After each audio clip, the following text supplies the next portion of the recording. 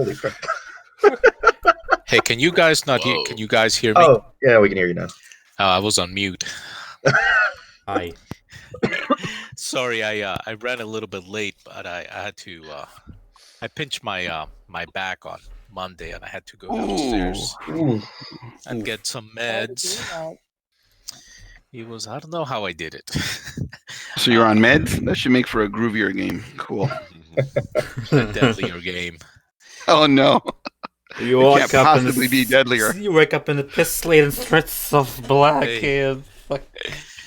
All right, your so back hurts. yeah, my wife was like, "You're actually gonna run a game?" I'm like, "Yeah, if I don't run this game today, after I thought I was running it last week." So, all right, so let me give me a second here to set up. Now, some of you I've noticed didn't roll your sanity. My bad. So Okay. go ahead and do that now okay. and just add it to your box. I added a sanity box to everybody. Nice, Ellis. Not nice, Emmerich. So is high bad? I don't know what the. I So never- it's it's an a ability stat. score. Yeah. It's an ability score. Yeah. Okay. Just like That makes sense. I was wondering. wow, 8. Okay. Nice. Lucky. Brutal. It's only a -1. It's not that. That bad. really works well for my character, so it's fine. Yes, it does. Some of us are the brain of the operation, some of us are the brawn. And some of us are a little bit saner Yeah, than and some of us are banging our heads against the table, yeah. I'm not banging my head against the table. I'm just having a hard time, okay? Fair enough. I used to do it, but I stopped. So give me a second here. The other, so yeah, so to add those to your character sheets, you should have a sanity box added. Already on it. The right-hand side of the core tab. And the way that sanity works is just like any ability score. You will make saving throws based on it, as well as make any type of ability calls. And the way that I'm going to use that is, since we all have faulty memories, or at least our characters have faulty memories. Once in a while, if there's something important that you want to recall about your past, something based on your background, whether you have questions as whether you know it or not, I may ask you to roll a sanity check. So give me a second here while I set up. I have to set up some cards here. So for rolling sanity saving throws, are we ever going to be considered proficient? No. I mean, I figured I'd ask. No one is proficient in sanity. You're all well insane. All right, so I'm just finally setting up some cards here that I had to. And then the one thing is, we've had a lot of good chats over Discord. I think most of us are on Discord except Laz, who hates technology. So some of the backgrounds that you wrote, especially like Yuhan, and I think Jovian, I think you also had some stuff that you put in Discord. If you haven't put it in the background of your character, do so, because that's just going to help me go. And what I'll try to do is that I'll try to incorporate some of your backgrounds in the things that are happening, even though this is a pre-written module. We may go off script a little bit with that respect as I add things in. And so, just for my record, your characters will remain private, so no one else will be able to see that.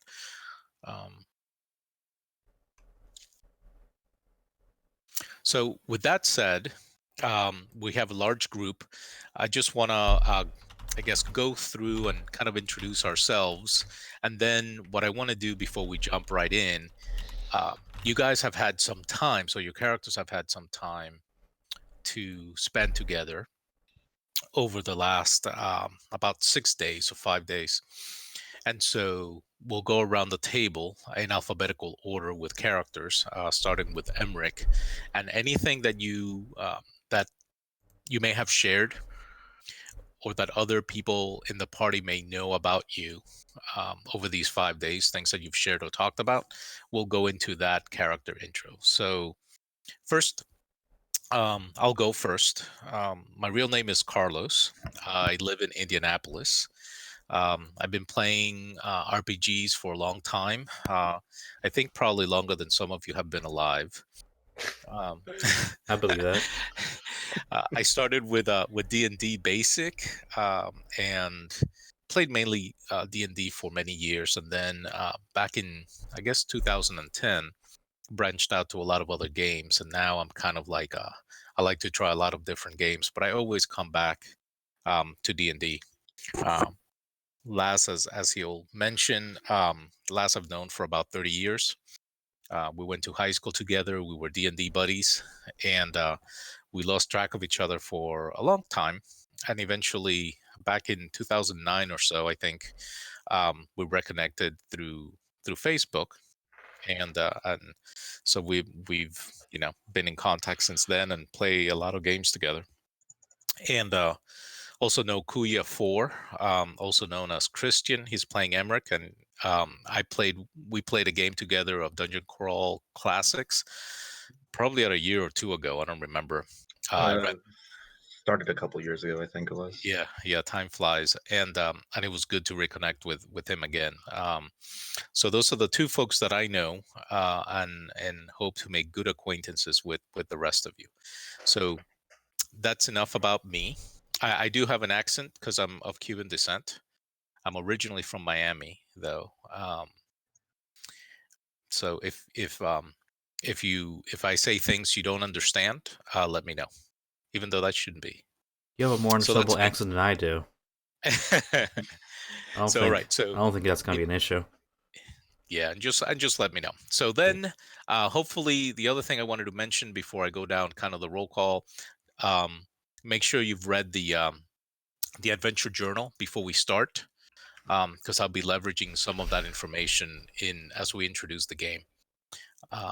So, um, so as I go around the table, just give a little description about yourself, and then tell us about your character and what the other party members may know of you, since you've been together for the last 5 days or so. So Emmerich, Christian, you'll go first. All right. As mentioned, my real name is Christian. I'm playing Emmerich. I've started playing tabletop RPGs 2 years ago, actually, with Carlos's GCC game. So not much experience there. He was an RPG virgin, and he actually and by our third game, he knew the rules better than I did, which I was very impressed. Well, yeah, I got into D&D pretty late, so honestly, with only 2 years of experience, there's not much left to say. As for Emmerich, he is a Cuban male. Actually, I've been meaning to ask, do we kind of look anywhere like what we used to look, or like, yeah, you are or... reincarnated. Yeah, you're reincarnated to the moment of your death. Okay. So it's a human male, young, like early 20s. He's got like I guess when you first saw him, he would have nothing but like a sorrowful and almost disbelief look on his face when he realizes that we're not in hell anymore. But aside from that, I imagine he'd be in too much of a shock to do much of anything. Maybe like the last 2 days, he'd try and help as many people as he could. But the only thing he'd probably mention to any of you would be that he's really excited to get a second chance to prove he doesn't belong in hell. Nice. Cool. All right. So next is Ellis Callahan, played by Alex. All right, so I'm Alex. I got into D&D, I think 2007, maybe 13, 14 years ago. Played mostly Pathfinder and 3rd edition, DM'd it a bunch. Played a bit of 4th. I think the last character I had in 5th edition died because I mixed up 3rd edition and 5th edition rules. So please correct me when I switch it. Yikes. Occupational So hazard. I forgot disengage was an action and not a move action, and Black Pudding devoured my wizard. So hopefully I'll keep it together. Just a decade or so of playing 3rd edition, and it's hard to get out of it. Played a few other systems, Paranoia, Fate, and some others, but mostly 3rd edition and 5th for the last couple of years. Yeah, and love all the lore of Forgotten Realms and all that stuff. So excited to play Descent to Avernus. First chance I've had to play Planescape or anything even adjacent to exploring the planes in ages. As for Ellis, he's a older human man. I'd say mid 40s ish, maybe a little younger. Starting to have a little bit of gray in his hair. Definitely after the stress of hell. Kind of smarmy and slimy. He probably would have gotten that a bit. Smart guy, but kind of talks a bit like your stereotypical lawyer might. And for him, I think he's interested in getting out of the city just because clearly he missed something in the fine print, and he wants to see what he did wrong and how he can fix that. And if there's any way he can talk himself out of this mess, there's got to be a deal somewhere out there that we can strike to get us out of this. So that'll. Excellent. Yeah. Cool. So he was a lawyer, a magistrate.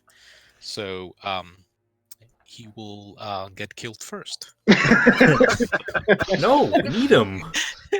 Hey, yeah, you gotta have someone to read the fine print. Just won't be me. Who am I gonna call if I commit crime? Alice, All right. my man. So next is Han Hook, played by Carrie. Hi, yeah, that's me. Are we supposed to also be saying anything about ourselves personally? You started with that first. Yes. Just mention something about you personally that you feel comfortable. You don't have to, and then something that that others would have learned about your character during your 5-day stay together. Are you a fan of One Punch Man? Yeah, of course. Yeah. That's not who my character is based off of. My character is Han Hook. She is female, for one, and apparently insane, or close to it. I've also played some D&D. I think this is my first 5th edition, and I don't really know how to use Discord properly, so I apologize in advance. Han Hook is a cheerful, kind of happy-go-lucky character that is kind of more like an HR person gone amok. And will hopefully is looking forward to hanging out with all you guys and is very, very happy to be out of hell. And that's about it, I guess. Very appropriate for Sanity 8. All right, Yeah, Easy.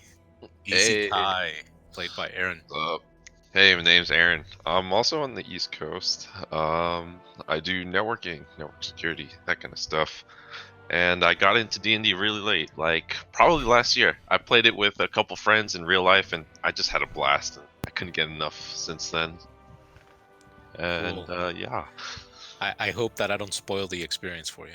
Oh no. I've had some. Yeah, I've played a few times, and it's been real fun every time. So it's been great. And so Izzy, he's a young adult man, tall, lanky, dirty like black brown hair, and sharp eyes. He grew up in the streets and kind of doesn't have much to his name, and he carries, I don't know if I have a bow, but he carries a bow. And yeah, he's that's pretty much it. I wrote a short character description in the Discord if you want to take a look. And yeah, pleased to meet you guys. I look forward. Pleasure. Yes. Excellent. So next is Caius, or is it Chaos? Yes. Yes. Hello, everybody. My name is Laz. I've role played for 35 years plus, something like that. I've played over 40 different role-playing games. I'm usually a game master / dungeon master. So I'm very happy I get to play with all of you. Yeah, so that's it as far as my role-playing stuff. For my character, so Caius is a human male, dark gray hair, average height. He was a hermit. In his late teens, he went through an existential crisis. He needed to find out the meaning of life and all these big questions. So he went out and found a cloistered monastery of monks who were in the process of basically dying. They weren't accepting new members and they were dying off in their old age. So he joined them, and his thirst for knowledge and wanting the answer to the big question, like what's the reality behind everything. He did convince them all to sacrifice themselves. So one by one, I ended all their lives, and eventually I ended up alone. And after a few more years, I finally got my answer, which is that at least what I believe to be the truth. And I would have told all your characters this. I made a pact with an entity called the Black Pharaoh. And in exchange for the pact, I gained this knowledge. And the knowledge is that everyone who dies goes to hell. Everyone. There is no heaven. There's no purgatory. There's only hell. It doesn't matter what you do in life. Everyone goes to hell. I can imagine your character going into much detail about that last part and glossing over the fact that he had convinced so many people to kill themselves. Yes. Walks into a church like, you're all sinners. Caius apparently drinks a lot. And this is just the start, guys. Yes, he definitely. He eats lunch by himself in the alone table. So, having fought with all of you in the eternal blood war in hell, and now we're back here, I'm very convinced that there's a reason. We all share these sigils. We fought together in hell, and my goal is to eventually change everything. I don't know if that means killing the Black Pharaoh, who's a great old one, or whatever we need to do. But I want to change it so that everyone doesn't go to hell, after they die.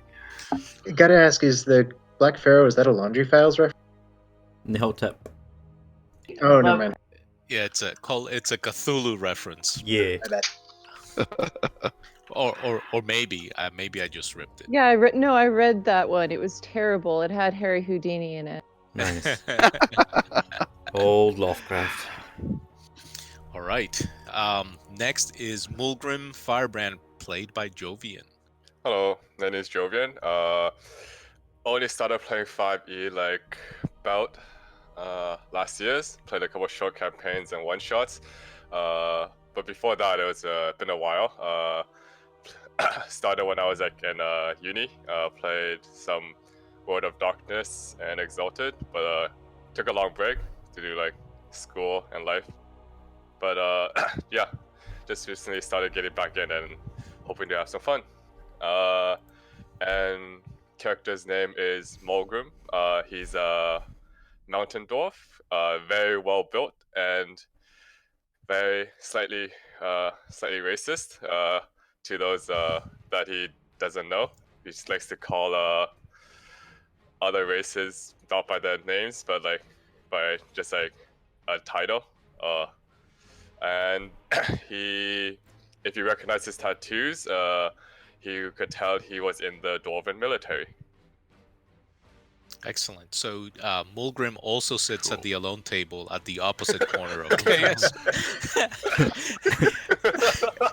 and Jovian, if you don't mind, where are you? Are you in the U.S.? Are you on the East Coast? Oh, sorry. I'm in Canada, West Coast. I'm in Vancouver, actually. Okay, so we got two Canadians on opposite coasts. I hope I didn't spoil anything, Tom. So the next one is Old Ehrlich, played by Tom. Oh, kudos to you for pronouncing his name right. So hi guys, I'm Tom. D&D wise, I've been playing for about 3 years. I wish I was like Laz. I want to be you when I grow up. I've DM'd for a little bit. I'm running my own Curse of Strahd campaign right now, and we'll be continuing in the summer with other campaigns. And this is my first time ever being a player. Super excited.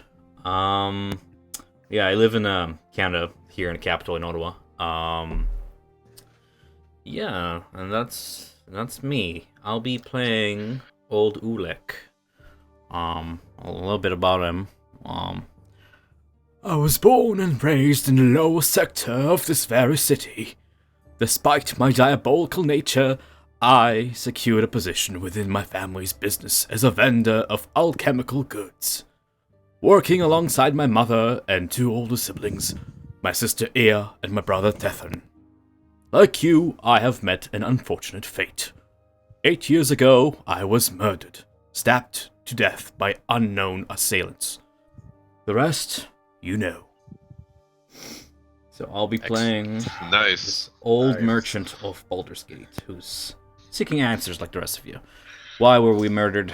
How are we bound? And how to break this bond, because I have a suspicion that if we do not, then all that awaits us is, is it confirmed, more of hell. Excellent. All right. Anything else that you guys want to talk about or do before we just kick it off? All right. So welcome. I'm very excited to have such a large group. At first, I was a little apprehensive because Roll20, if you've played a lot online, sometimes a large group, it gets kind of messy. So I will try to administer the best that I can. But if it gets too chaotic, then we may have someone represent the group as a caller who will, outside of combat, sort of gather everyone's thoughts and ideas on what needs to do and then provide that feedback. But I'll leave that just in case we get it gets a little chaotic. So let's start, shall we? Now, I'm going to apologize. I'm going to read something that's kind of long. I don't always do that, but it's the introduction of how and where we are, where we currently are at. Immerse So me, I'm gonna Dungeon Daddy. Yeah. So I'm gonna share it with you if I can. Let's see here.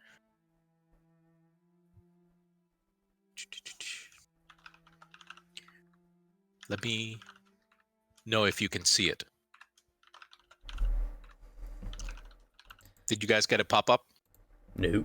No. Nope. No. Negative. Is it? Negative. Yeah, I'm gonna change the permissions here and then share it with you. There's a button that says show to players that should change it to all players. Yep, that's Up what there. I just did. Interesting. And if hopefully you there you go. Oh, chapter. There it Notes. is. Yeah, there it is. I see it. Yay. All right. So just follow along as I read it to you. For sure. Today is 6 Alturiac 1494 DR. The day has not yet dawned, and you're already gathered in an upstairs meeting room. The door is locked, and you've checked multiple times to make sure no one is eavesdropping. The room is dimly lit by a small fire in a hearth flanked by 2 wooden chairs. The room is partly furnished with a large meeting table with 10 chairs and 2 wrought iron unlit candelabra, a smaller one on the table and a standing tall one by the far corner of the room. The solitary window closed to keep the fog from invading the room, nonetheless show the glimpses of an approaching dawn without. Everything went wrong yesterday. You left to find Captain Saj to join the Flaming Fist, but never made it. An angry crowd formed near the Basilisk Gate, and the garrison was sent to beat them to a pulp. You ran to keep from being identified with the throng, and some of you were separated from the rest. Ehrlich, Mulgrim, Easy, and Ellis stayed together, and as you turned off a side street, Ehrlich saw a familiar face. He remembered this sour-looking middle-aged tough from the night he was killed. The memory was hazy, but he remembered knowing the man was not alone. In his memory, Ehrlich lay paralyzed as his warm blood soaked his nightrobe.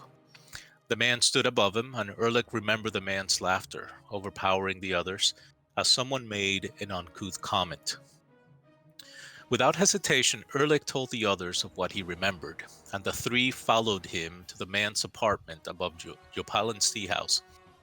You confronted the man, accused him of murder, and he responded with an arrogant threat. An argument ensued, and the thug grabbed Ehrlich and shoved him violently to the ground. Your sigils glowed blood red. Ehrlich cast a spell, and the smug thug fell backwards, clutching his chest. The others egged Ehrlich on, and the elder tiefling used his Eldritch Blast until the man was but a stain. Suddenly, Emmerich burst into the room, having followed you at a distance to this place, and shouted you back to reality. The sigils faded back to their dull black. Not knowing what else to do, confused by what transpired, you hurried back to the inn, without searching for any clues to who this man was or why he murdered Ehrlich years ago. It was all you could do to leave before anyone showed up and called the Flaming Fist. You told the others what happened, and you decided to stay at the inn the rest of the day to listen for rumors of the murder from visiting patrons. Secrets do not stay hidden long in Baldur's Gate, and by nightfall, that's nightfall on the 5th, you learned the man's identity. His name was Yopalin, a thief, scoundrel, and malcontent, who had come into some fortune and opened up the Yopalin tea house. While few liked the man, the tea house proved successful and prosperous. Some rumors, however, hinted at ill connections and happenings, as good fortune is like coincidence in this city. It hardly ever happens, and when it does, it's never on the level.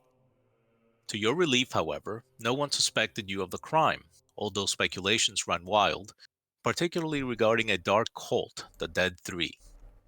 The cult was thought extinct, but was recently blamed for a number of kidnappings, murders, and disappearances. You also learned that the Flaming Fist was called to investigate the crime scene, but with everything else going on, a reformed criminal's murder was at the bottom of their concerns. By late in the evening, you thought perhaps the crime would not be linked to you, when Lupin approached Ehrlich with a sealed envelope that had been delivered anonymously. It was addressed to him and his companions. You gathered privately and read the letter and discussed it into the late hours. Exhausted, you decided to turn in and gather early to discuss your options. The letter and the empty envelope lay on the table, and as if in answer to your question, your sigils glow warmly blue on your forearms, forming the words as when you first arrived in Baldur's Gate. Seek Elturel. So I'm going to share the letter with you. Mm-hmm. Neat. Man, already started with the murder. I didn't do it. He started it. Oh boy, that's an actual letter. Oh my lord. All right. So this was addressed yesterday, 5 Alturiac, 1494 DR. Mhm. Adam, my good friends, you are no doubt surprised by the speed by which one has learned of your involvement in the sudden demise of a prominent lowlife of our fair city. But let me assure you that I am the least of your concerns. This man, of whom we both know I refer, was a thief, a murderer, and a smuggler. While his passing the gods and guards are surely not to miss, he nonetheless had very powerful friends with precious ties to the revenues and dealings of his now defunct business. It needs not mention here that if your involvement in this matter were to fall under the wrong sort of ears, it would not go well toward you. Yet, as I mentioned, you need not have any concerns with respect to me. After all, I treat my friends with the utmost respect, and I am well regarded by my friends as a generous and gracious host. It is only those who choose me as an enemy that will suffer the most egregious of reprisals and repercussions, of which there is no need to elaborate on here. As my new and dear friends, I have no doubt of your most sincere willingness to help me in a most dire and urgent matter. Your prompt and most helpful resolution to this small favor will undoubtedly help broaden and enhance our friendship. Tomorrow eve, venture forth to the Blushing Mermaid, and therein approach the bar and ask for a pirate's folly. Do not drink the foul nectar, but instead place a silver coin under the cup, and return to your abode and await further instruction. Your refusal to do as I ask will surely signal your unwillingness to help a dear friend, and will leave me little choice but to consider seeking help elsewhere from those who may not think so highly of you. Sincerely, T. So that letter lays before you on the table, and you've gathered around early in the morn, before dawn, to continue to consider the matters beforehand. So one, during the midwinter eve, when you arrived in town, your sigils glowed as they do tonight, or saying the word "Seek Ulturel." You had previously decided to join the Flaming Fist, perhaps as a way of using the power and influence of the mercenaries of the city to perhaps escape it and investigate what had happened to Elturel. You now, after finding someone linked to Ulrich's past, having murdered him, someone seems to have known the truth of the affair and is now attempting to blackmail you and has given you instructions to go to a tavern in town called the Blushing Mermaid. Blushing Mermaid. Mm-hmm. That, however, does not need to happen until later on this evening. And there you have it. Tomorrow evening? What do you do now? Oh, right, because we received the letter yesterday. You're right. Well, Erlich, it seems like a really big problem for you. Yeah, screw that guy. If only we weren't marked together with runes. Oh, sorry, I'm not in this conversation. No, you're right. You are. No, I think everybody's in. Everyone's the room here. right Yeah, everyone's in the room. We all met back up at the end. Oh, great. Then yeah, screw that guy. I give in to primal instinct. I've committed a crime. And I have escaped unhindered by law. This is the best situation that could have happened to us, blackmail or not. And in Ulrich's defense, we have spent how long running on just instinct alone? Well, unfortunately, I don't know anyone by this T name, so I don't think I can easily skip out on this. It could be anyone. Well, I mean, considering that he took a whole page to tell us that we are being blackmailed, he's obviously educated and more than willing to show it off. Also, tea shop and tea? I mean, come on. My best guess, by the writing of this letter, look at the font, look at the scripture, it is perhaps somebody of high stature rather than some lowly peasant without any knowledge of reading or writing. That cuts off 1/3 of the city. By my guess. I think that cuts off more than 1/3 of the city. Hands up who can read and write in this group. Not as well as this. I'm not great at it. Not terrible. I mean, if you were gonna mark my penmanship, probably be on the lower half, but I can read it, right? I did it for about 20, 30 years. Say I'm okay. Fair enough. But still, that doesn't put us closer to figuring out who T is or what he'll have over. Well, by my math, that's one letter of 24, so... Look at the upside. Well, we know who isn't part of the brains of the group. We can presume, with my 16 wisdom meta, that we can deduce the other 24 letters from a first name or last name. Where are we staying right now? Are we at the Blade and Stars? Yeah, so you're at the Blade and Stars. So that shield will always sort of mark where you are at a given time. Okay. So here's a suggestion to the group. We were handed this letter by Lupin, the innkeeper. She must have received it from somebody. Perhaps we can ask her if she received it from a courier or a specific person. I mean, she might remember. Yeah, and that is you did find that out the previous night, and that's why it was sort of anonymously. It was anonymously left. No one saw who dropped it off. It was at the bar, sitting on the bar counter when it was found. No one saw, including Lupin, who brought it in. or how it was dropped off. What's Lupin's last name? Just kidding. Yeah, it's not T. The third. Is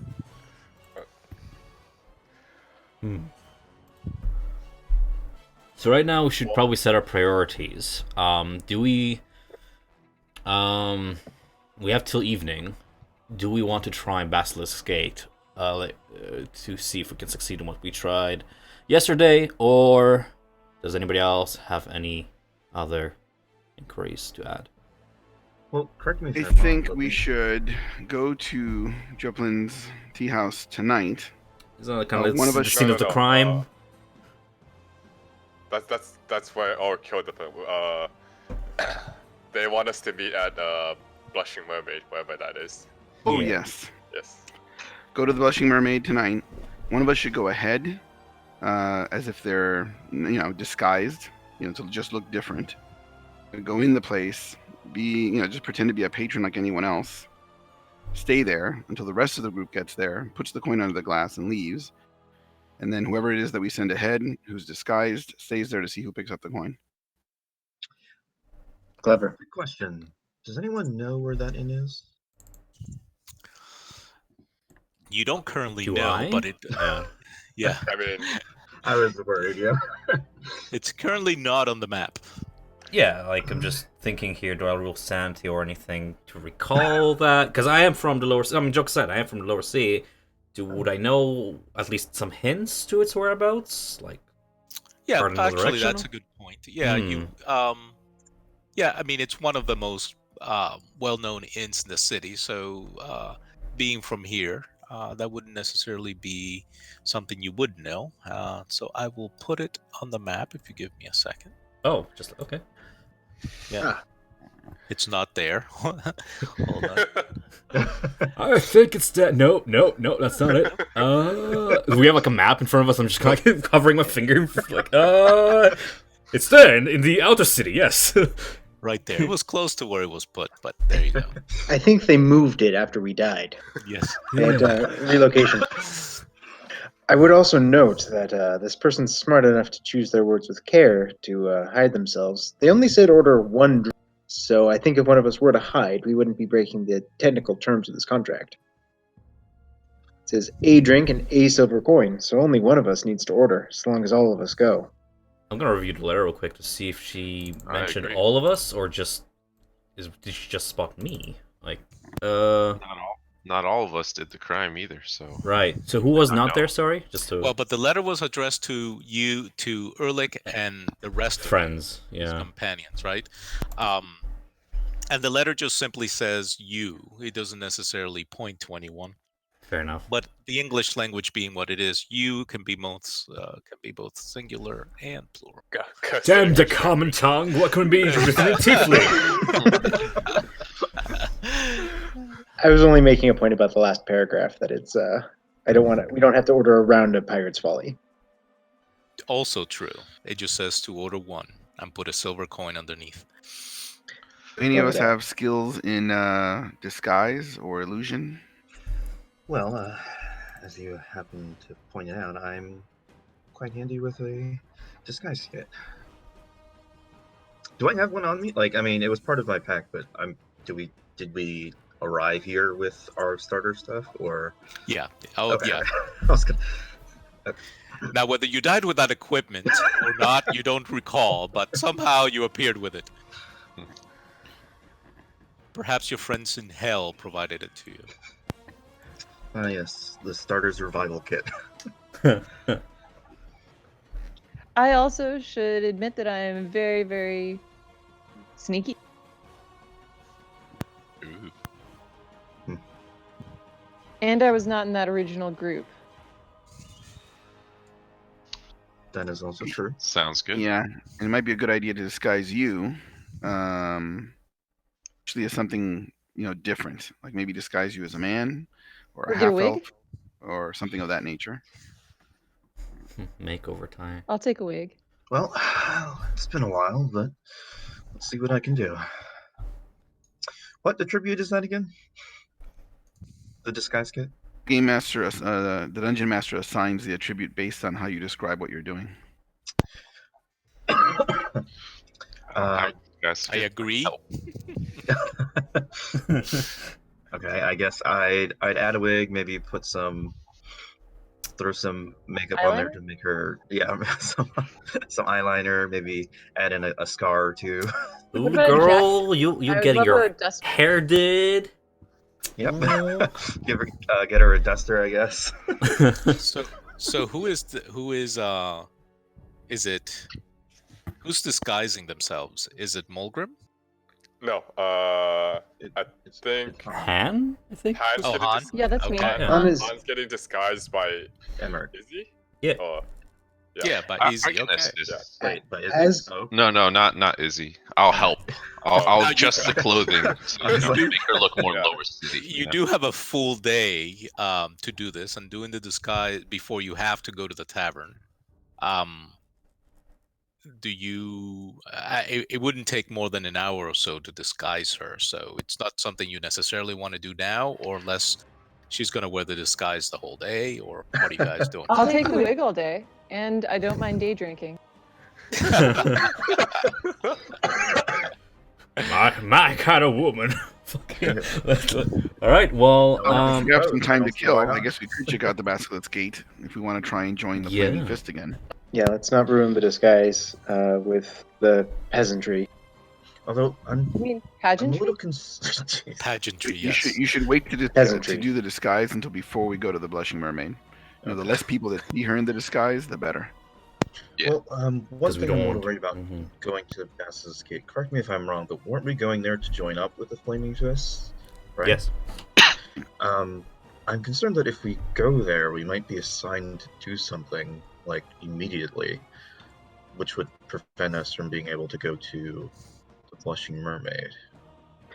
We can just flirt with the idea, maybe take some literature, and then ask for a day to think about Yeah, you guys That's care awesome. Boucher? For sure, say? All right, but the second another mob starts to form, we should probably head out.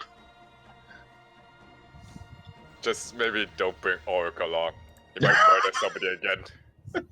If we leave him behind, we might come back to another corpse. So Now, Let's take Erlich. It'll be fun.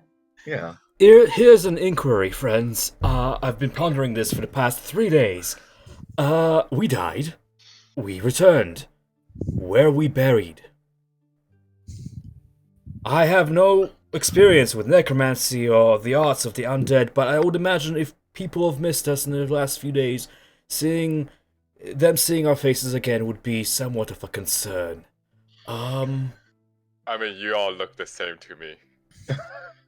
I mean, Would Except Oric. Oric looks different, but the rest of you humans look the same to me. A proposition, if we do not want to Great. go to Basilisk Gate and be assigned an assignment, a proposition then.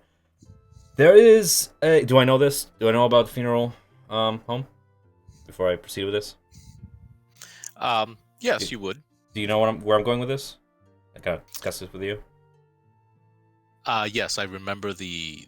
I don't remember the name right off the top of Candle my head. Hallows, that one. Yes. I propose perhaps we should venture to Candle Hallows funeral arrangements. Ask a few questions regarding our possible burial sites. As weird as it sounds. I'm just curious to see if we are a revenant statue, like returned from the dead, or were we like, for some whatever reason, this is normality and we've been forgotten. well, actually, something I've been meaning to ask. Do we remember the year that we died, or around what time we died? You do remember how long ago you died. Oh. You also know, although you may not necessarily remember the specifics, the deal that you made with a devil that took you to hell. And you also know pretty much that you have been resurrected. That you know. You know you're not an undead. You know that you have appeared as if a resurrection spell had been cast. You know you have a sense that you're not undead, but that somehow you have been brought back to life with your previous physical form. I know. I love it. We remember what deal with with our devil. I was promised candy, but then he took me away. Do you still Now- have the candy? No. No, he does not. Now Oh. you would have died many years. It wasn't like you made the deal and you died, right? Whatever the deal you made, you got sort of whatever help or whatever you wanted out of it. It was only until years later that death came calling, and you all died suddenly of a violent death. So as I'm hearing it, our options are kill time for the mermaid, go to the Basilisk Gate, or go to the cemetery to figure out the nature of our death. Or go to the tea Really house. loud was the music fourth. playing. Sorry, what? Did anyone else hear that? The really loud music that was playing? Yeah, It's the rhythm channel. You Rhythm can, channel. It's in the background. Yeah. lower the volume. Yeah, you can right click it and lower its volume. Yeah, I typically have it real low because rhythm's always been weird with me. Like sometimes I can't hear anything, and sometimes Yeah, at it's 3%. client sided. Yes. It's on your side, kind of thing. You're hosting your own rhythm. Yeah. Yeah, so if you go to Discord, you'll see under the Cerberus Roll 20 DIA something called Rhythm. If you right click it, you can control the volume. I have it set pretty low. It's just that particular. It's not. It- it's not it- global it- controls though. It's everybody there have their own volume. Oh, is it? Okay. Yep. Okay. So if you just right clicks the rhythm bot, you'll see volume bar there, and you can set it for himself. Set it down. Yep. Yep. All right. Yeah. Time's a wasting. So I just Sun, propose. the dawn is coming. Yeah. So I propose we can make a quick trip to this funeral home, and if we're short on time, we can make our way to the Mermaid's Gate. That way, we're not investing to the Basilic Gate right away. Like somebody said, if we are given an assignment, we can't really back off without offending a party. Is Yeah, my the only thought. the thing is, do you know? Give me a Ooh, boy. sanity roll to see if you remember where that funeral home was. So that's just like one like no modifiers, right? Just a d20 Yep, just a d20. with a mod. Well, First actually, roll, it's, first it's, roll. it's 12, so it'll be like +1, right? Yeah, and I'll give Yeah. you a DC, right? Cool. Here you go. Hey, Hey. All right.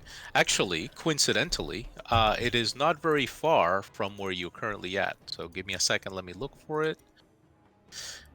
And if I We all- remember correctly, it's near the Basilisk Gate as well. If I So we remember all correctly, died it's in near the the Basilisk's Gate as well. oh, Right over here. All right, Right. give me a second. I will write Right the name. over here. it's been a while. Just like my muscle memory and control is not what it used to be. Just Is slowly that why you extending. Yeah, Is that that's why you why spontaneously murdered that man? he deserved it. Yeah, I'm sure yeah. you did. Actually, Standing your ground against that poor poor guy. I'm gonna playing jokey because I love this quirky old man. It's great, but for some things I'm gonna be super serious. If you're gonna talk about my murder, he's gonna give you like that look of like, no joke. Like he deserved it. So let me see here. Give me a second. I'm creating the name. So Sure. Oh god, I'm making you improv out of nowhere. I definitely say we should check out the Flaming Fist, stick to the original plan, and try to Fair- see what we fair enough. can do to get out. You know. Sure, we can always Gotta get out of the city. yeah, we can always return to the other plan. Yeah. Second. All right. Pop by. I'm ask still a convinced question. T is back at the tea house, but we can go to the. I'm bored with that. I don't Alright. I don't believe T is back in the tea house. I think I think that's like more the scene of the crime being investigated by the fists right now. T is a hidden figure, if I understand correctly. The only Mhm. person with a T in their name that I know is Thavius Krieg. Was it Elturiel's overseer, right? Well, if he's from Elturiel, he's missing, supposedly. Supposedly. Is my guess. Give me a second, guys. Hold on. Sure, yeah. I think we're slowly agreeing toward Basilisk Gate, I think, so... That Let's sounds see like what a it- consensus. Yeah. Yeah. Yeah. So we can pause prepping the funeral home if... No, you can stop by and ask a question. I just say we should head to the Flaming Fist afterwards because that's what's going to get us out of the city. Plot twist, older Ulrich is just going there so he can make sure the guy he killed isn't properly buried. Tying loose ends.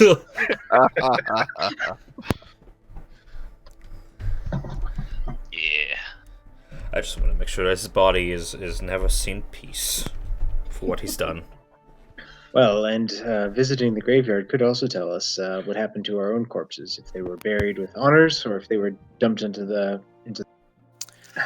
All right, sorry guys, my wife was asking a question. Let me My drop this. my off last real will and quick. testament specifically said to burn my body and spread it into trash can. So, just kidding. Well, if it's all the same to you, I'd rather not ask, not me. Fair enough. So who all was from Baldur's Gate besides Ulrich? I know somebody Ellis. else was. I was. Alice? Okay, Mhm. okay, and Han was as well. Okay. I think we said that I would be from one of the nearby towns, but not in the city directly. Gotcha. So- Sorry. Like Waterdeep-ish, or like a small village? Like a small village type. Nice, okay. And Okay, here Han we is go. from what sector? Like, just, if you shared that. Maybe I missed it. Han is from... Oh, look Lower there. words, I think. Okay. A little fuzzy on Core that, City. but I also don't want to think about my family too much. I won't ask, if you won't tell. There you go. It's So right it's actually- there! Yeah. Fucking- took me 5 minutes! Took you long enough. You turn around, we're all already gone. Sanity So of 12, here's- but already senile. Here's the thing. Dawn is just it's just about dawn. So whether Candle Hollow's funeral arrangements will be open yet or not, it's probably and it's probably unlikely that it's It's okay. openly right now. It's It's always open right open Well, to us. all right. So what are you guys gonna do? Basilisk Gate. Basilisk Gate. Okay, I got 2 for Basilisk Gate. Anybody else? I second the motion. Yes. All right. So you venture forth to the Basilisk Gate. Still being on, as you get out of the Blatant Stars, you notice that the streets are fairly dark. This part of the lower city is usually heavily covered by fog, so visibility is minimal. But at the early hour, you start to see some lights in nearby businesses and homes as people start to get ready. But because the streets are clear, it doesn't take you very long before you are at the Basilisk Gate. The Basilisk Gate, as you know, is closed. There is a group of soldiers standing guard, 10 in total. You can see the towers are 30 feet tall, and there are various windows and arrow slits throughout, which have lighting inside. So this is obviously still the night shift, and as you approach the guard, they're all wearing chainmail armor and are very well armed. Mhm. And as they see you approach, they eye you cautiously, but allow you to come close. So they're watching you approach. One of them say, "Hold! Who goes there? What's your business at the Basilisk Gate?" Hey guys, Yeah, go ahead. heard you're taking recruit. We are taking recruits. Are you What- here to join up? What's your age limit? What's your retirement portfolio like? Well, that is, age is no bar for the mercenary company. Oh, that's good. If you do not last very long, then you won't get paid. Are you answering the captain's call for adventure? I mean, if it gets us out of the city, I guess. Yeah. We're answering I'm the not captain's call for money. Well, hold here, please, and I will go get him. So one of the guards goes up into the gates, and about 5 to 10 minutes later, you see a young captain. He has a captain's insignia over his armor. He has a long black hair, fairly young for his rank. He's in his upper 20s, and he has a black eye patch over his left eye. Captain Zodge, I presume. I am Captain Saj. Who are you? And with this early hour, I hope you are not wasting my time. What can I do for you? The real Are you question. a captain or a sergeant? I am a captain. Captain Sarge? Captain Saj. It's better than Sergeant Sarge. Well, The real question is, what can we do for you? We heard you were gathering an army. I'm just gonna stand here with my finger guns forward. well, recent events in the city have obviously put us at, has stretched the limits of the company. This refugee crisis has obviously stoked fears that Baldur's Gate might suffer the same fate as El Turel, of which nothing remains but a hole in the ground, apparently. He says, with our Grand Duke, Ulder Ravengard, gone missing, and these Hell Riders from Ultagard running all over the place, it has stretched my resources very, very thin. Any ideas what caused the disappearance of Euro, Officer Manling? As of yet, no. There are many rumors, but nothing concrete as of yet. Unfortunately, not only do I have these troublesome crowds forming, trying to storm the gates both from within and without, but if you're interested in joining the Flaming Fist, I do have a particular assignment that, while important, is not as pressing as maintaining the calm of the city. There is our city has long been plagued by followers of a cult known as the Dead Three. The Dead Three, they call themselves because they follow the gods Bane, Baal, and Merkul. I was under the impression that the citizens of the city can practice any religion. They are, but murder is illegal no matter what religion. Good point, and I will press that no further.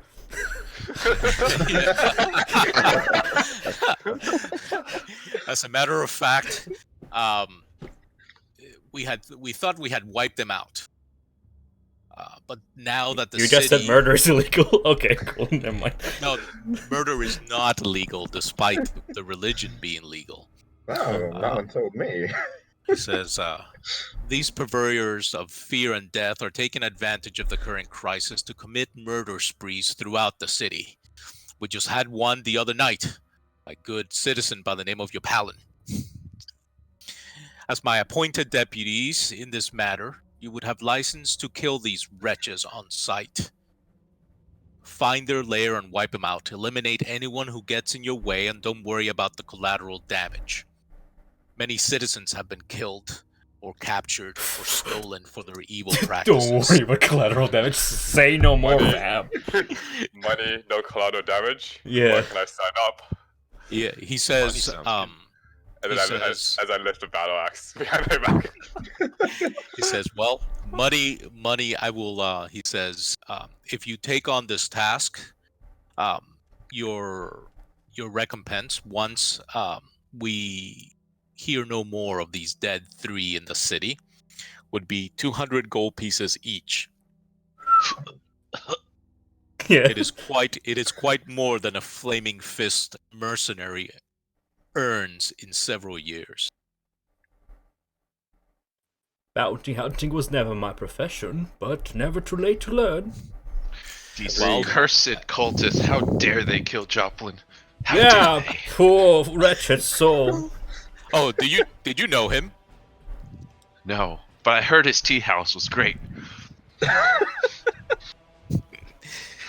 I assume since you say collateral damage is not an issue, you'll give us a warrant or some sort of paperwork so that way we don't get arrested by the same guards we're working. Do you accept this task? I'm down. Show me the dotted line. Right. He hands you each an emblem of the Flaming Fist, Shiny. made of copper. I bite it and give it a little bend.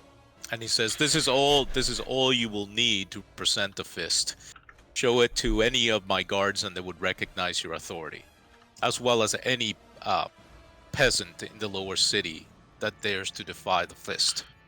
Cool. Question: Do you know the whereabouts of the concentration of base of operation, so to speak, perhaps, or?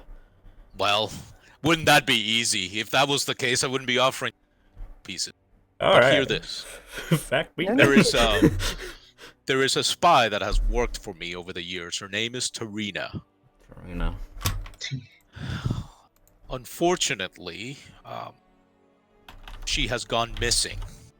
But she would be the best lead if you find her. Right now, I do not know where she is. It's Tarina, Tarina. Her usual spot used to be the Elfsong Tavern, not too far from here. Yet, she has not been seen there for nearly a 10-day. But find her and she might be able to help you in this task. Well, time's ticking. We have. I look at the sky. Like we have what about 12 hours till Eve? Yeah, you have about 12 hours right now. Time's a ticking. Haste. Can you direct us to this Elfsong Tavern for us who are not natives to the city? Certainly. He says, I will get a page, one of our gatekeeper guides to take if you wish. But like I said, she's not been seen there for many a day. When you got to start somewhere. Agreed. As a matter of fact, you think to you actually know where this is because very near your Blade and Stars Inn, and you have passed it several times during your stay here. I mean, Yeah, so it's not too far. might have went over my head. Yes. All right, so let me point that out to you. Next door. Yeah, it just about is, yes. Here, I won't put the name right now. I'll just put it on there. So it's literally not Aww. quite there. Not quite there. I was experimenting with a font for Infernal while you're loading that. I'm gonna just post it in general, and it doesn't work for chat in Roll20, but it works in other mediums. Damn.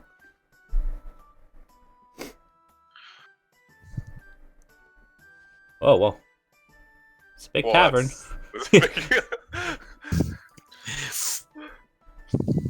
Do you custom make these points?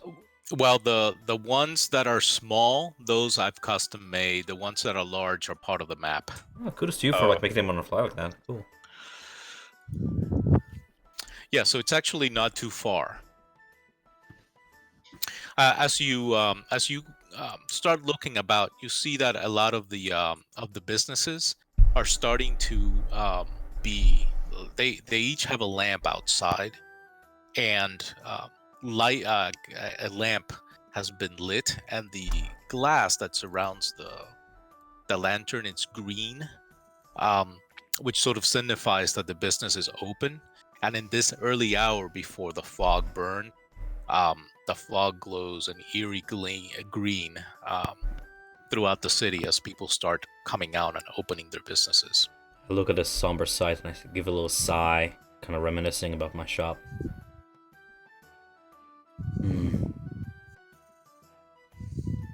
I Alright. hate morning. I could use a cup of joe, yeah. Or tea. I think the only tea house I know just closed, so I'm out of recommendation. Sorry about that. All right, so what do you want to do? Think they serve breakfast at the tavern? Yes, they would. Do we have money for breakfast? Pancakes? Yeah, I do. you'll have. Well, it is a seaside. Actually, that's a good question. Waterside town. Do we have any money on us? Because I mean, like me specifically, I returned from hell. I assume I don't have any cash on me. Yeah, just like any first level character, I mean, you guys start with whatever it is in the player's handbook. So whatever, And, I think a lot of them start with like 10 gold pieces or something like that. Okay, I think it's depending on your background. Yeah, the background is kind of like 10 or 15 gold, I think. Usually. Okay, cool. So let me. That's Got 10. Gazette, I believe. Yeah, character backgrounds. Okay. Guild Artisan. I have no gold. I guess somebody's. The Guild Artisan doesn't have any gold, I guess.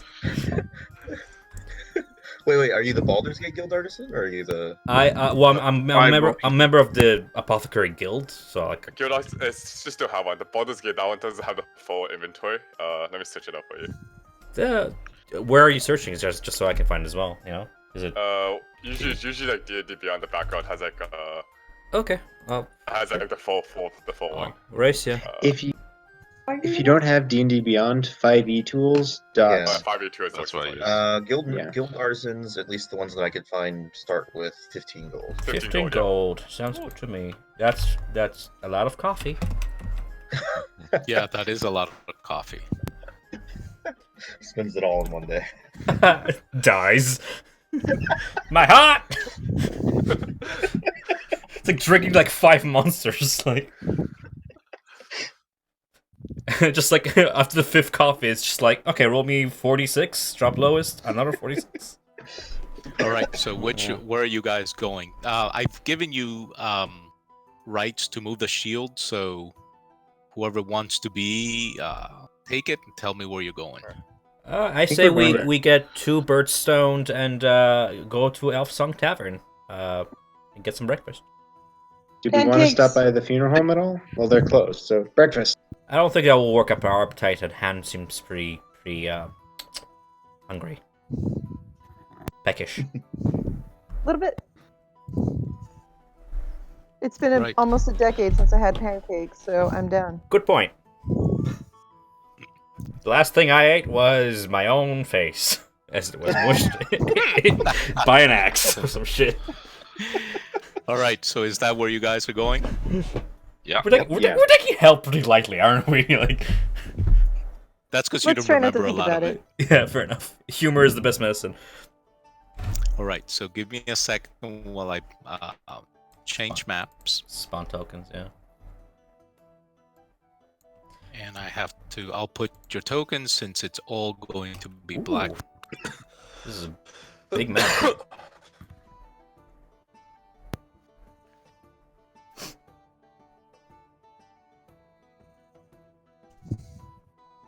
Just helping here, Carlos. Do you know how dark vision works in Rule 20?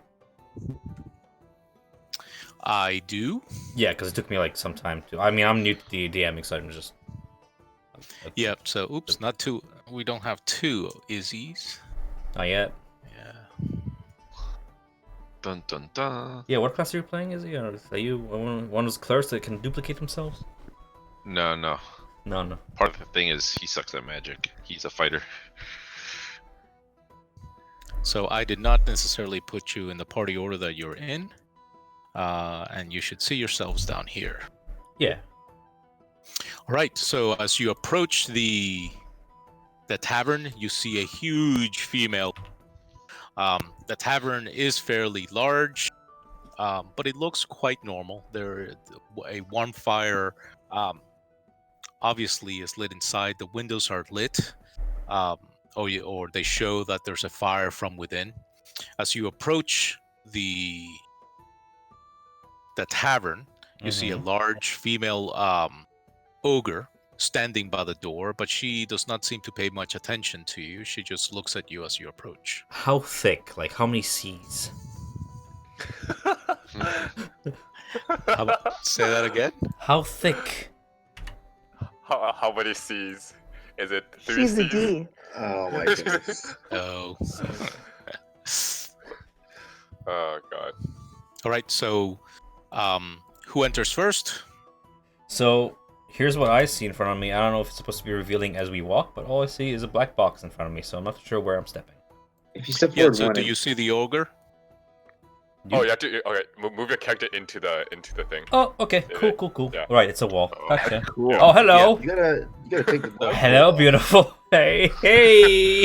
I'm just gonna step out of the way. someone just moved me forward, so I guess Yeah, I'm I'm just moving you. I'm moving you inside because you won't be able to penetrate the wall, I don't think, unless I move you in.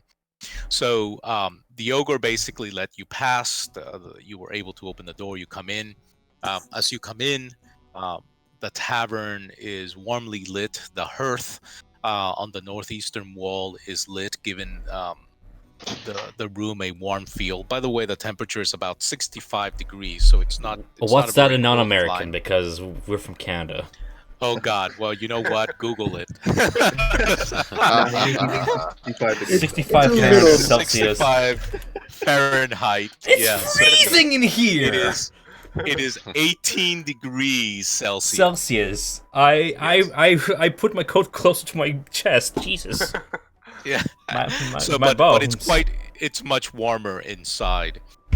When you Okay. As you walk inside, you notice that there is a suit of armor right next to you that also seems to follow you, but there is no one inside the helm. It seems to be some type of magical animated armor because there's no one inside, Ooh. and it also watches you as you come in, and it sort of nods his head as you come in. I look at it towards- curiously and I just kind of wave my hand in front of his face. He does not speak, but he stands like one of those British special forces guards in front of the palace. So towards the back, Fascinating. towards Yeah. the north end, you do see a bar. You see a bartender towards the back. There's a warm couch on the north wall. There are a number of patrons sitting about eating breakfast. The smells of the food is quite good, and the place seems relatively clean and well kept. Intense breakfast crowd. Yes. I can only imagine how dinner goes. Let's get some pancakes, guys. I would All right. like, So as everybody sits down, I would like to take a look around and see if this place has any fire fist guard or any members of, if I know them, the watch. Any guards, pretty much. Any. no, the majority of the patrons seem to be either business people or folks that work during the night that are just getting Civilian. Okay. just kind Okay. of commoners. A young man comes to you as you enter. He says, "Hiya, my name is Fulton. Welcome to the Elfson Tavern. Are you looking for a place to sit, or how may I be of service?" You got pancakes, Dalton? Pancakes? "Oh, we have the best fish pancakes you can have, my lady." Fish? Pancakes? We'll take 15, I guess.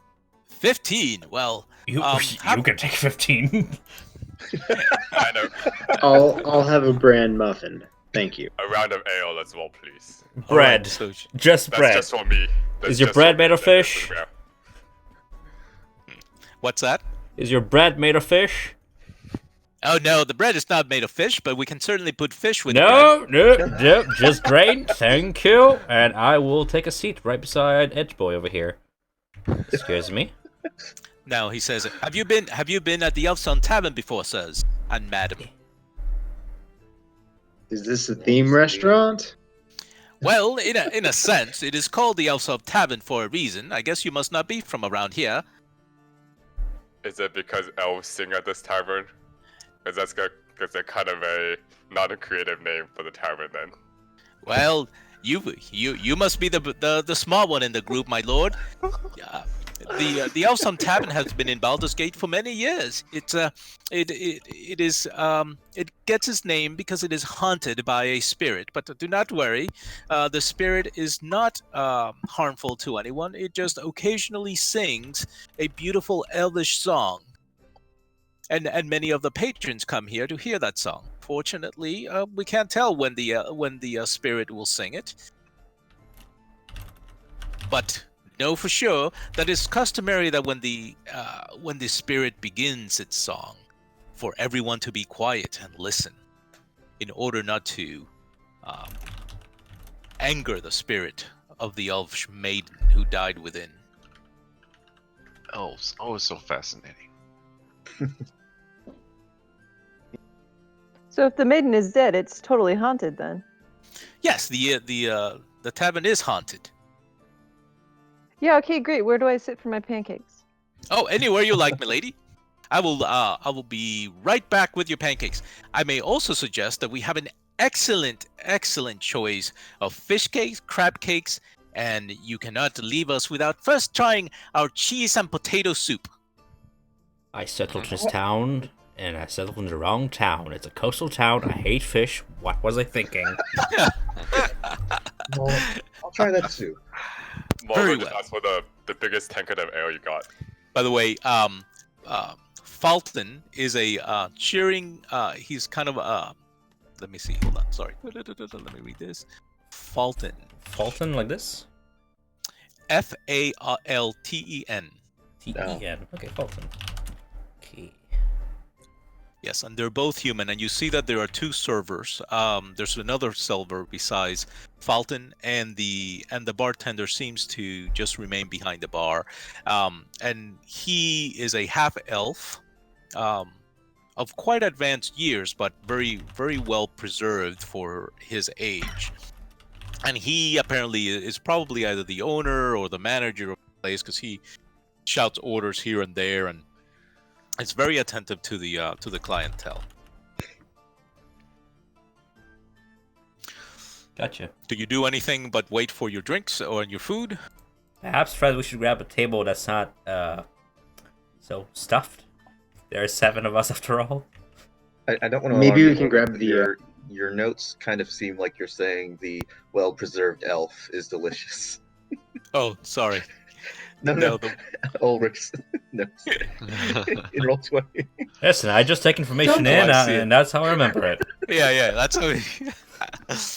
Ellis will chime in saying, "Well, as long as we're discreet, I think the bar has enough seating for all of us. Just be careful what you say." I suppose somebody could sit on my lap, yeah. Tell Santa what you want for Christmas. So, is The Hans entire sitting group sits on the other end of the fucking room. Because there's 8 Yeah. spots at the bar. yeah. I'm gonna go ahead and move that then. Let's go, Edge Boy. So the barkeep says,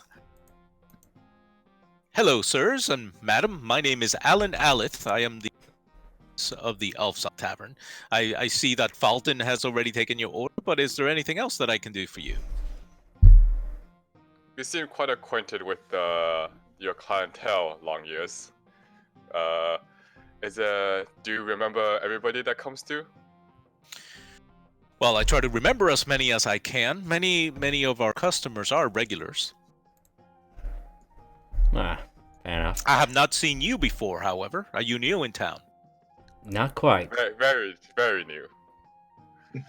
May Say I... I've only been here for about 6 days. It's peculiar that I don't mean no offense, but you all seem to have the same tattoos on your neck and arms. You perhaps part of some mercenary group. Something like that. You could Or say did you that. also all get drunk one night and decided to go to the same tattoo parlor? We all make mistakes when we're Who young. told you? Yeah. Oh, I've had those nights myself in my long life. But do not worry. The Elfsong Tavern is quite peaceful. And if trouble breaks out, I do suggest you handle your own, as long as you don't threaten the staff. Can I So ask you- you, my good Certainly. friend, sorry, just an inquiry. You've been bartending long? For many years, yes. The Elfsong Tavern has Excellent. been here for many years. An inquiry then for you. Have you heard of a quite peculiar drink called the Pirate's Folly? Aye, but I wouldn't suggest you drink that, sloth. You will find it in the less reputable taverns and inns, shall we say, in our fair city. It will drill a hole in your gullet unless you have an iron stomach. Well, you're halfway to selling me on it. I'm just curious. What does it contain, so to speak? You see, I am somewhat of a artisan of the mixology arts. Care to share a trade secret? Yeah. Well, as far as I know, it's some type of spiced rum with a very high alcoholic content. Fair. Oh, wait, no, never mind. Sorry. I thought you were talking about the bartender. Laz, it is Tarina, and if it's /W to Yeah. whisper to the GM, not W/. I just realized that. Yeah. But it's Just whispering and we Tarina. all reply. Shall I ask, or somebody else wants to go forward? Let's at least get our breakfast first in case they. So yeah, your breakfast is quickly brought. Your fish pancakes are delicious, but you can actually move the fish aside and they just taste like regular pancakes. They do have syrup, and they do bring you your ales and so forth. Yes, fish and syrup. You guys are animals. It takes after British cuisine after all. It's a local delicacy. It is. Take what food you can get. I miss my mom's cooking. I had ordered a muffin, and Alice sadly eats his pancake. Oh, and then all of a sudden the room becomes very, very cold. You see like your breath come out of you as you speak, and Alan says, "Hush, hush, hush! The maiden is about to sing." Even the lights of the place go dim. Even the hearth seems to take on a pale, warmlit light, and you hear the following song. I am not going to sing to you. Oh, It's okay, I can do that. Just kidding. Woo! Well, that didn't work out so well. Is it in like the style of Adele or? Oh, sing a song of Elturel, of water, woods, and hill. The sun dawns of her ruddy cliffs, and fields green and still. This land of long abiding joy, home of the strong and brave, renowned by all across the realm, and never once a slave. Oh, sing a song of Elturel when foes are at her door, her fields torn by cloven feet from somewhere infernal shore. Ooh, okay, interesting. Arise, the mighty Hell Riders, take up your swift keen swords. then charge into hellish fray and scatter devil hordes. O sing a song of Alturel, and when the night does fall, sleep safe beneath companion's light until the dawn does call. We're bound by mortal covenant that only ends with death, and so we'll sing of Alturel until our final breath. That's beautiful. I love that. Only it speaks of Hellriders, which makes me a little bit nervous, but okay. As a song anthem, like. Now, everyone that's at the bar, give me an insight check. Okay.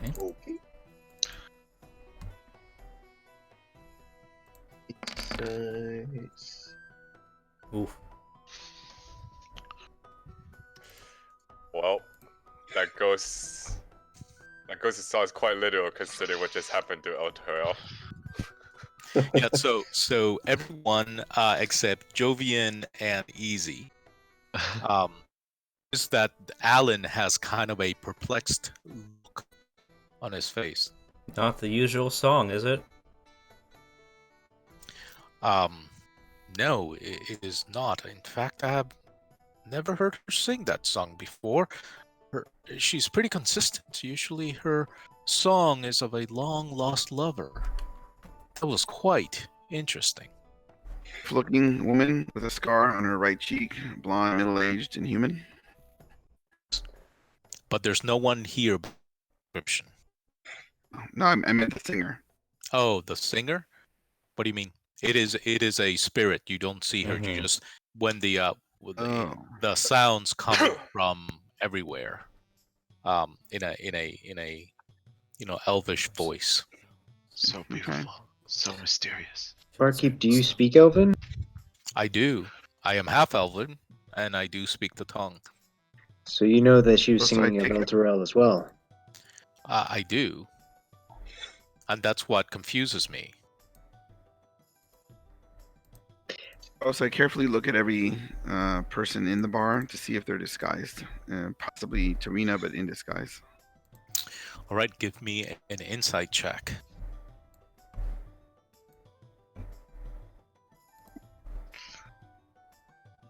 Come on, you got this.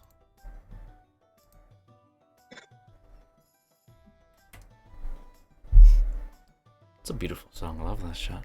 It's great. Nice. Very well. So, you notice that the people here are as described. They're basically commoners, either workers, laborers, or business people, having their breakfast. They do seem pretty at ease. Like if they sort of come here at this early hour, usually, you do notice that there's going on. But nothing to that effect. But no one by the description of Tarina, which she has a mark. She has a scar on her right cheek. Is kind of one of the prominent features that she has that you would otherwise recognize. But last, you don't see that anyone's necessarily wearing makeup or anything like that to hide a scar. Well, says Alan, that was unusual. I wonder if she will sing that song again. Perhaps it was in your honor, you being here new to our fair city. Ah, that's taking too much credit, friend. Do tell me, though. I am curious, and I'm sure the rest of us are as. These mighty Hellriders. Who might those be? Well, sirs, to be honest, I don't quite know, but I guess I heard some mention of them in the song, although I'm so taken aback by the different lyrics that I quite don't remember everything that it said. But I do. There was a mention of the Hell Riders, yes, in that song. Perhaps they are tied to Elturel in some way. Can I make a history check? Anyone that has a history, yeah, you can give me a history check. Let me ask you a question and peruse my own memory. Damn, Ellis.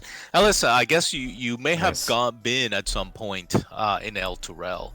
You know that the Hell Riders is an organization within the city.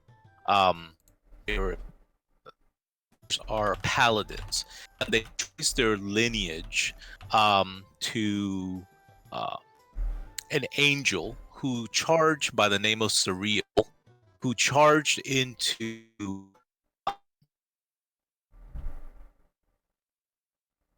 Oh. Either I'm coming off or you're cutting off. I'm not too sure. Hold on. cutting off. Can you guys hear me? Yeah, I can hear you. Yeah, I can hear you. Yeah, that was probably on my end. Okay. You said an angel named hear Zariel? Yes, Surreal. This angel led a host of Hell Riders into hell, but unfortunately, the angel and most of the Hell Rider host were lost and trapped in hell, and the others, some survived, but it was in their tradition that the Hell Riders were formed. So it's a paladin organization. And as a matter of fact, you also remember Captain Saj, mentioning the Hell Riders as folks that they are causing trouble here in town, that came in with the refugees, and they are hunting and arresting them. Sounds like a bicycle gang. Nice. Okay. Interesting as these stories are, I think we should get down to business. We're looking for a particular person that frequents your tavern. So give me a second. Emric, give me a sanity roll. DM, while he's making that roll, just to point it out, because Tom made the note, Roll20's been glitching lately. It had happened in my Tuesday night game where the math on all the skill rolls is kind of weird at the moment. It's because it's that's the I think that's the 1d4 you add on to everything. Even in my game that doesn't use the proficiency roll, like it's got KHs in there and all sorts of crazy stuff. Well, KH is keep high if you're rolling more Yeah. than one dice. Okay. All right. I think they updated their math. Yeah. I was just joking. Caius. It's not a natural one. I was just like laughing how it's like a red 25. I was like, I've never seen a red 25 before. All right. Caius goes up as you go upstairs. Let me grab you and bring you there. Oh, okay. That is what you see. You see that there's a number of people around the table. These folks here seem to be playing some type of dice. Stop glitching out. That'd be great.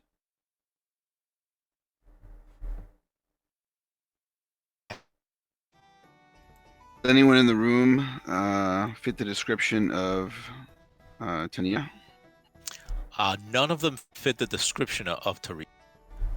Give me a second. Are any of them disguised? Like Tania in disguise? They're just.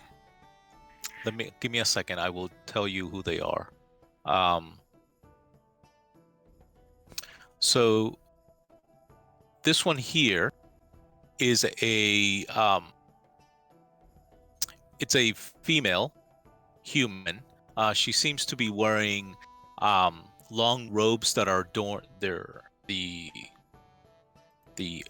sleeves are sort of adorned with various heavenly bodies like moons and planets. This one here is a halfling. He has a scar on his face, but it is a halfling and is male, and he is flipping a coin while he's eating.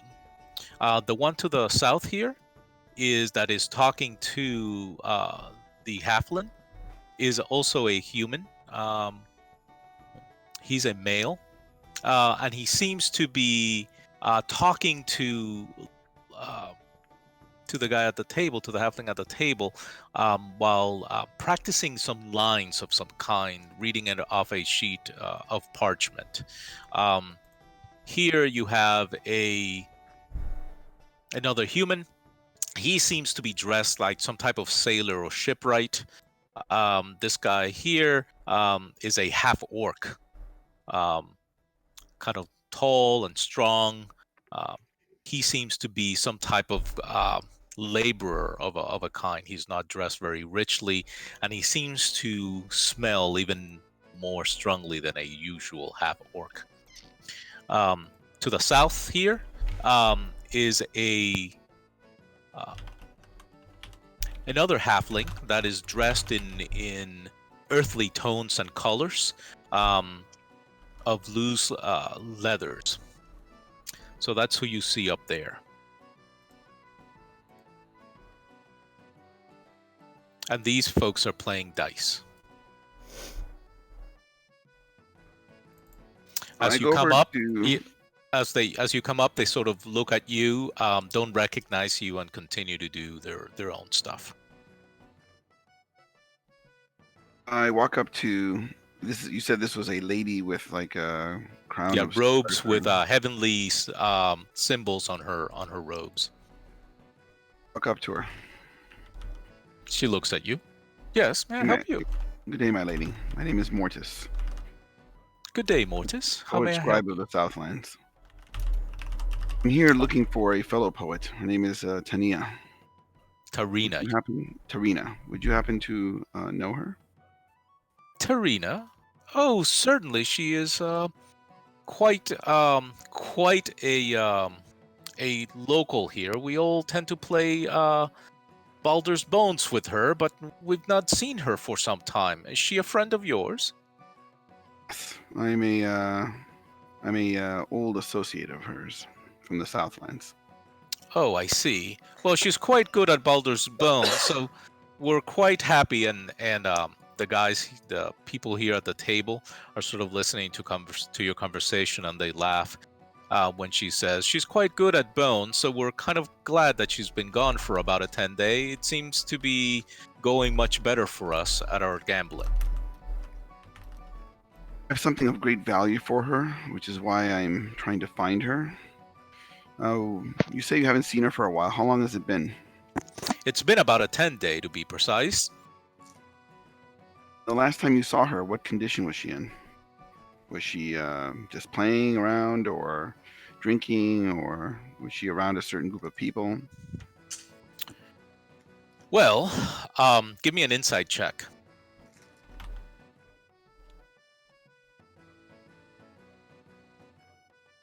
Is Okay. oh, by the way, I cast that spell, and well, actually, no, it won't. For charisma based. This is not charisma based. So you notice as the other two, you notice that their laughter was a bit forced, and they're both exchanging, glances at one another as you're speaking about Tarina. So, well, you know what? Maybe I'll just enjoy a game myself. Well, thank you, milady. I appreciate the conversation. Sure, thank you. Good luck, and I hope you find her. We and remind her to come back and play with her old friends when you do. Her old friends. I go over here next to the big orc guy. My friends, would you care to include another player? Oh, there's always room for more. It's 5 coppers for entry. No problem. I have 5 gold pieces on me, so I No, 5 copper, man. 5 copper. Yeah, don't worry. So all this stuff at the end of the month, there'll be a cost of living expense. So don't worry about these types of little things. Excellent. All right. So as I'm playing with them, I'm using my telekinesis, to make sure that I'm winning, and I'm asking them about Tarina. I say, hey, I heard, I heard that Tarina likes to come here and play with you too. Aye, but we've not. The half-orc says, aye, but we have not seen her in a while. And you notice that he seems to be he seems to be, kind of a little apprehensive as he talks to you. Was she as good at playing the bones as I am? Well, we haven't started yet, friend. Will you Oh, care I to thought, roll? no, sorry, I Will thought you we care had to been roll? playing for a while. He's already announcing his winnings. No, So- this guy is so so roll, confident. Roll 3d6. 3d6, yeah. So you know the game? Why don't you explain it to me as a refresher? He says, So he kind of gives a laugh. So we have a virgin here, Scroldar. And Scroldar laughs. Ha ha ha ha ha. I guess we do. We always like fresh meat. The game is very simple. You roll the ball, you roll the bones, and you try to get as close to 21 as you can. You roll once, then we'll proceed to Scroldar and then myself. If you then it will come back to you, and you can either hold or roll again. Those who hit closest to 21 win the pot. Sounds divine. Let's start playing. All right, roll 3d6, but give you roll 2 sets of 3d6 and take the best one. I'm not rolling anything, Carlos. I have telekinesis, so I'm cheating. So I make the dice whatever I need to make them, so I win. Well, if you want, so are you trying? Okay, so here's the way it's going to work. When you roll the dice, you're going to use your telekinesis. So the dice are going to sort of stop. You can either give me a deception roll, so that you time it perfectly, or you can roll with advantage. Oh, I see what you're doing. Okay. I will make a deception roll. Since I Now, have, since because you're of- yeah, go ahead. because of the spell I cast, I have advantage on all charisma-based interaction rolls. Okay, so give me the roll with advantage. My deception. Do it. Oof. I got a 22. Okay, so you would get a 17 because that's better, right? Because you're trying to get to 21. So No, I rolled. No, that's for my deception roll. Oh, gotcha. All right, That's so what you basically roll 21 on your first roll, and they're like, so all of a sudden they just quiet down. You must have some luck on you, friend. Yes, and Tarina has some great luck too because I have something of great value for her. You wouldn't happen to know where I could find her, would you, my friend? Well, we don't know where she's gone, and we and now give me a charisma persuasion check. Or And I have advantage on it.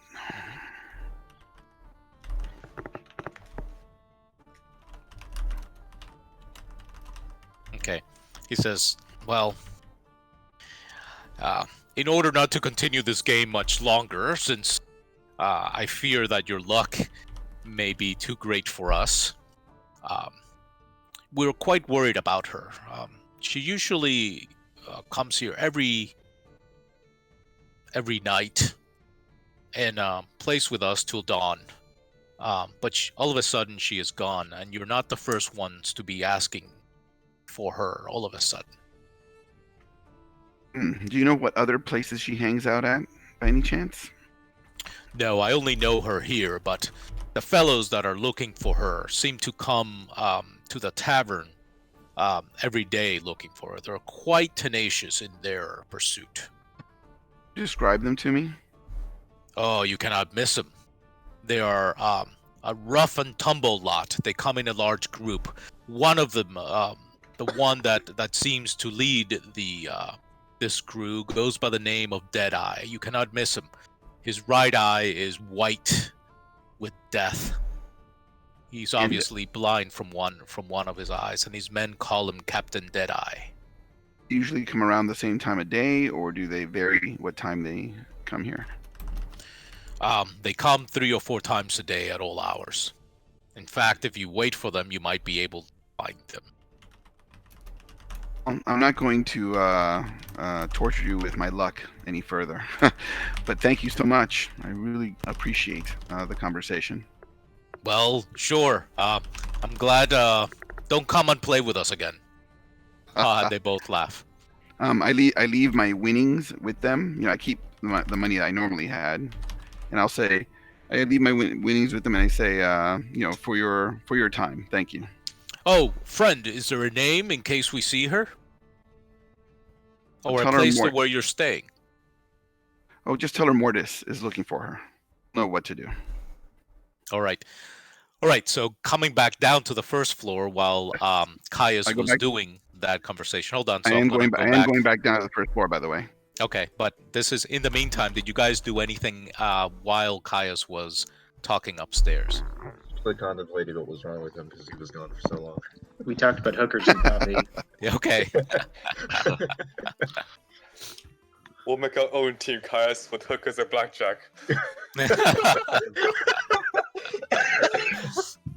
All right, so Caius comes downstairs after about 10 minutes or so.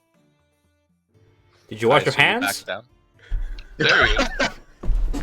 By the way, He Carlos, smells of fish. Yes.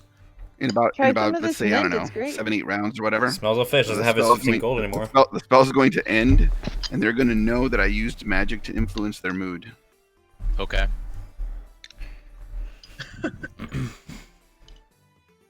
Where'd you go, friend? You missed. I walk up. Oh, I went upstairs and played a few games and talked to a few people and learned some interesting things. I go over to each one, I grab a drink and I'm like kind of carousing and talking to them. But as I talk to them, as I lean over, I whisper to each one of them what I learned upstairs. That a group of ruffians or whatever are going to come in. One of them is called Deadeye. He's their leader. He has the eye patch. And that they're looking for the same lady that we're looking for. We want to either question them or follow them, once they get here. Okay. At all hours of the night. We just need one of them alive, guys. I got your back. So I make sure through my carousing that I whisper and I relay that information to everybody. Okay. So it's not too long that as you're telling these guys, literally about 5 minutes after you come back, that you notice a bunch of guys walk in through the door. Ah, shit. So give me a second.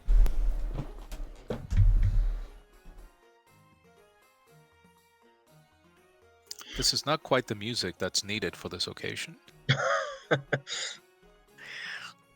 Better be happy about this ass whooping.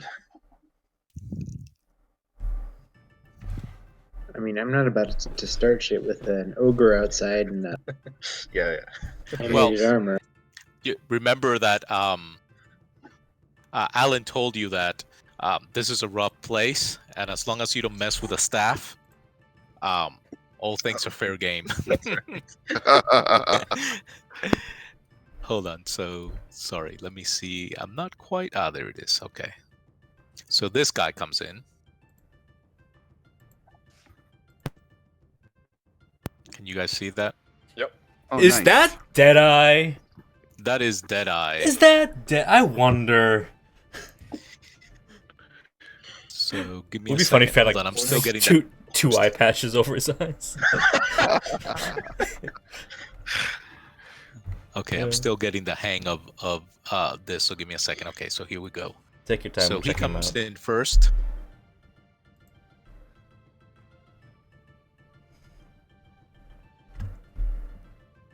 And there's a throng of people with him. A what of people? A throng. There's about 8 guys that are walking in. I heard a thong of people, and I'm like, oh, okay. No, they're not Brazilian. Right. There's a throng. Okay. There is. Carlos, as they're walking in, I use my telepathy on each one of my friends.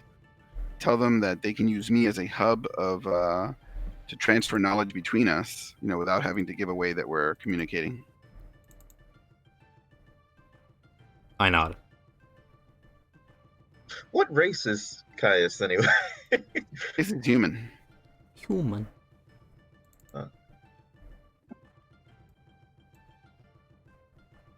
It's just That's like a lot of the dudes. token that you see there.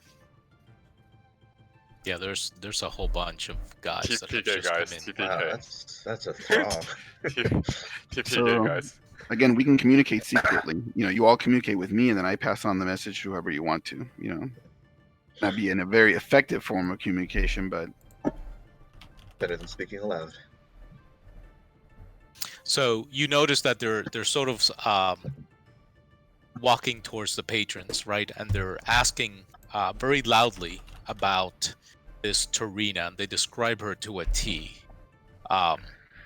And the guy that you obviously know as Deadeye walks up to the bar, and he says, "Top of the morn to ya.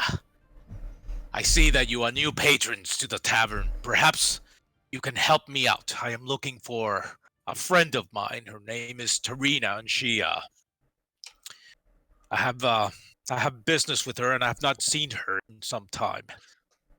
Oh, interesting.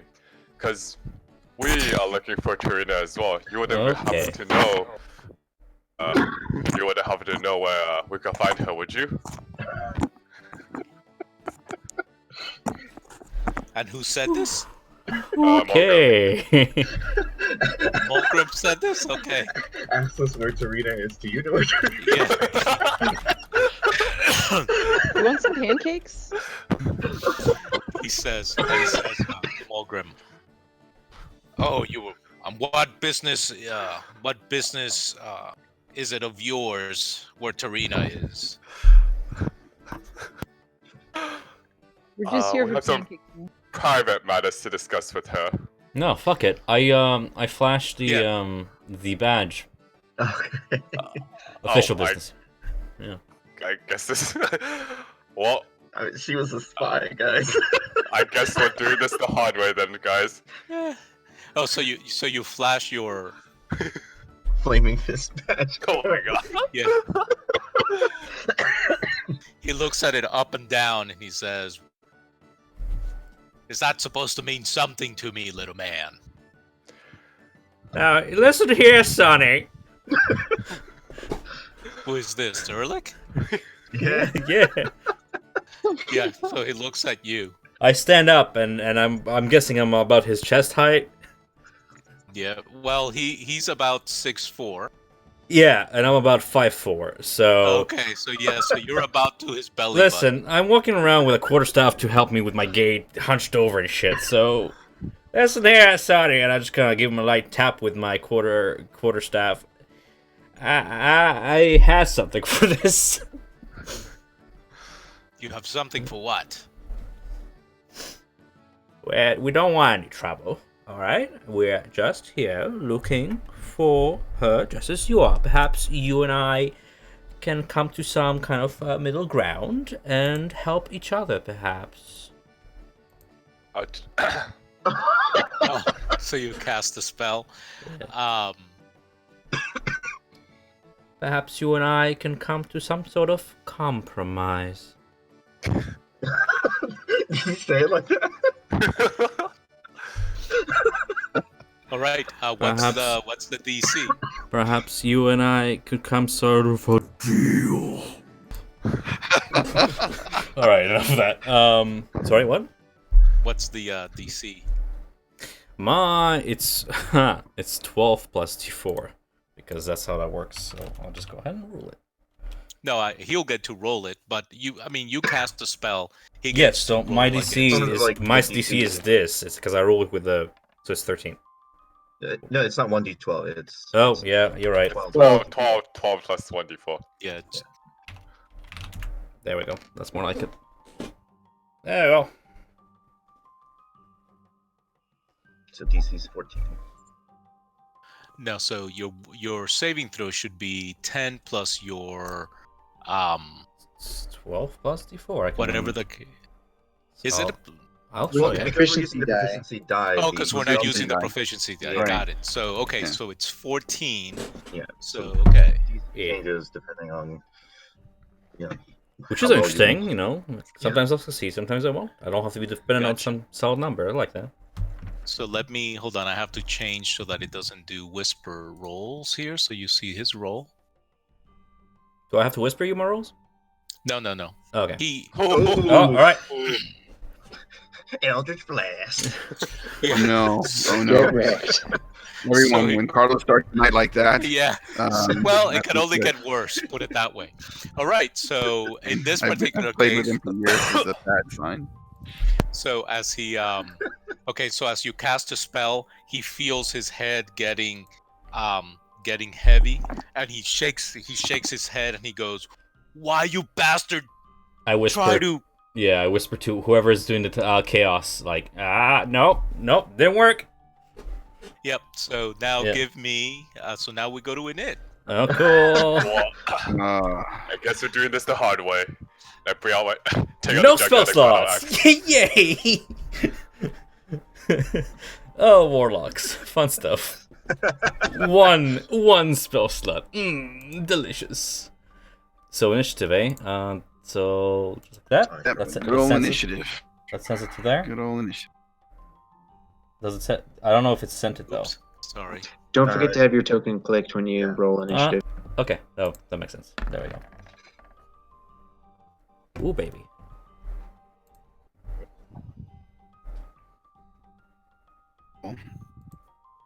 Okay, so I rolled. Hold on. So let me delete. We rolled the bandit TPK. Oh, I got a captain. 22. Holy crap!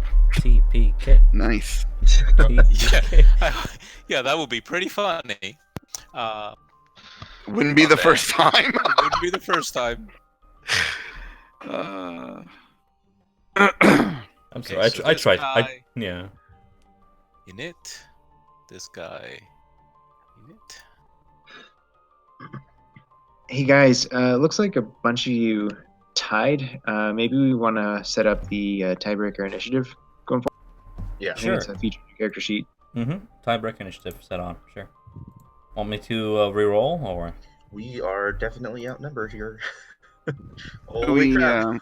how do I set up the Yes. tiebreaker initiative? Terrible in odds your- for them. In your character Your sheet, character the- sheet. the tool icon, and in the top middle box under the attribute options, there's a box that says "Add Dex Tiebreaker to Initiative." There it is. Perfect. Mhm. Thank Odd you number all. 2 to 1. My favorite odds. So let me Holy! see. that. How many bandits are here? 1, You all appreciate that. 2, 3, 4, 5, 6, 7, 8. Okay, so there should be 8, not 9. So I'm deleting 1. Oh, that's a relief.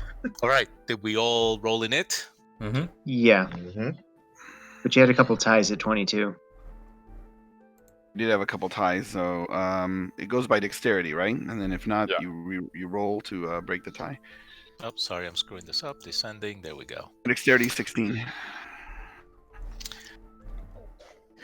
All right, you have dexterity 16, and you're tied with the bandit captain.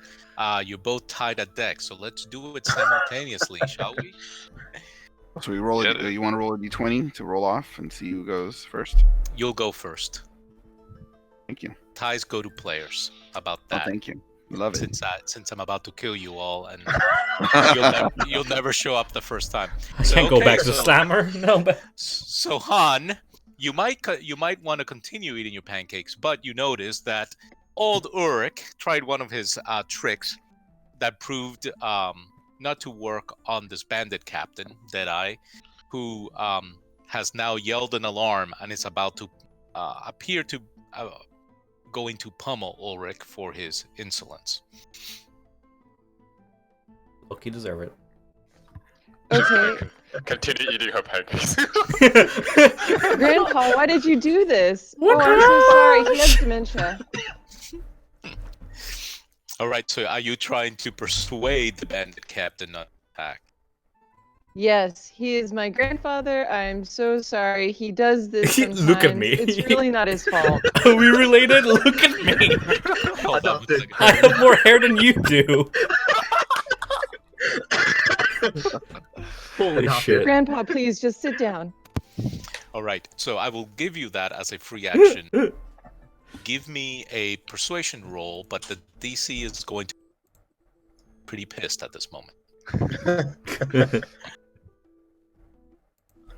Come on, when he persuasion. says that means there's a DC you can't reach. Now, I will tell you this. Since I like the way you think. If you perhaps offer, maybe it will sweeten the pot. I'll give you, offer I'll him give you a- Grandpa. All right. Ooh. I have Oh, that's not great. pancakes available as well. They're very delicious. They're a local delicacy. They're great. Very good. So as you're showing him the pancakes, you seem to be a little nervous, and as you swing the pancakes around with persuasion, they fly off the plate and smack him in the face. Smooth. We're all gonna die. Yeah, and the fish fall on the other bandit's feet. Oh. Everyone scatter. Yeah. So, are you gonna do anything else? I yell, everyone scatter. Everyone scatter. Okay. You Any still have actions? your action because he said the persuasion was free. Yeah. I will attempt to stab the guy in front of me, though. Okay. No, This guy Yeah. here. How about the sword? Yeah.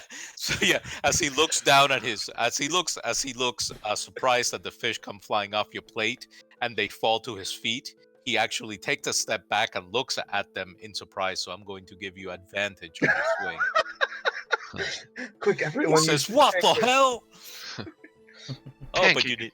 you need it not. You hit him for 10 points of On damage. hook. That's my turn. Holy Yeah, crap. very good. So hold on. So let me see here. Okay. So does this highlight? It's been a while since I've used D&D for this. So okay, so I got him. All right. So as you stab him, So describe how you kill this man who was startled by your swing and your fish attack. I whip out my rapier, which is small and agile, and stab him through the eye. Oh, okay. Oh, jeez. Not The again. covered one or the working one? All right. Give me a persuasion roll.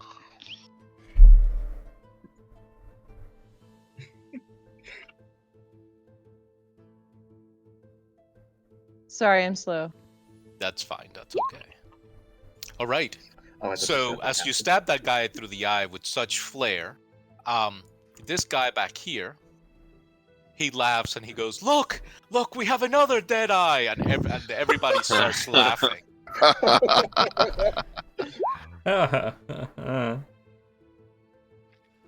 So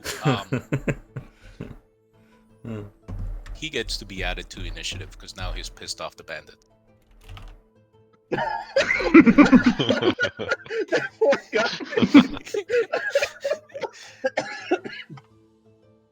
Let me just Huh? roll initiative for him real quick. Oh, this wasn't a bandit making a joke. It was one of the patrons. Yeah, it's one of the patrons who said, "Hey, we now have a dead eye," and the bandit to the south of him says, "Oh, you think that's funny, do ya?" And now the bandit captain's turn, who looks at Ulrich and looks at His Ham? granddaughter. yeah, and looks at Han, and he can't decide who to attack. So I'm going to roll a d6, and evens goes to Ulrich. Oh, so he turns around at Han, who is obviously the better fighter. And now that you Ouch. see him now that you see him much closer, you see that this guy is wearing.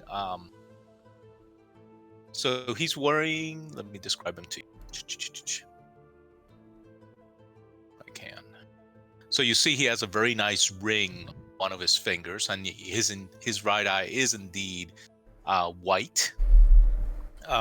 Apparently from some type of wound. And give me a second. And he has a what you look like a pretty nice looking ring.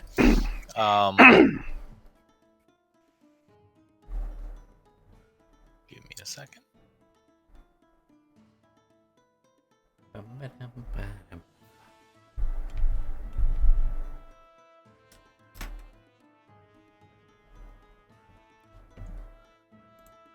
Do-do-do-do-do-do-do.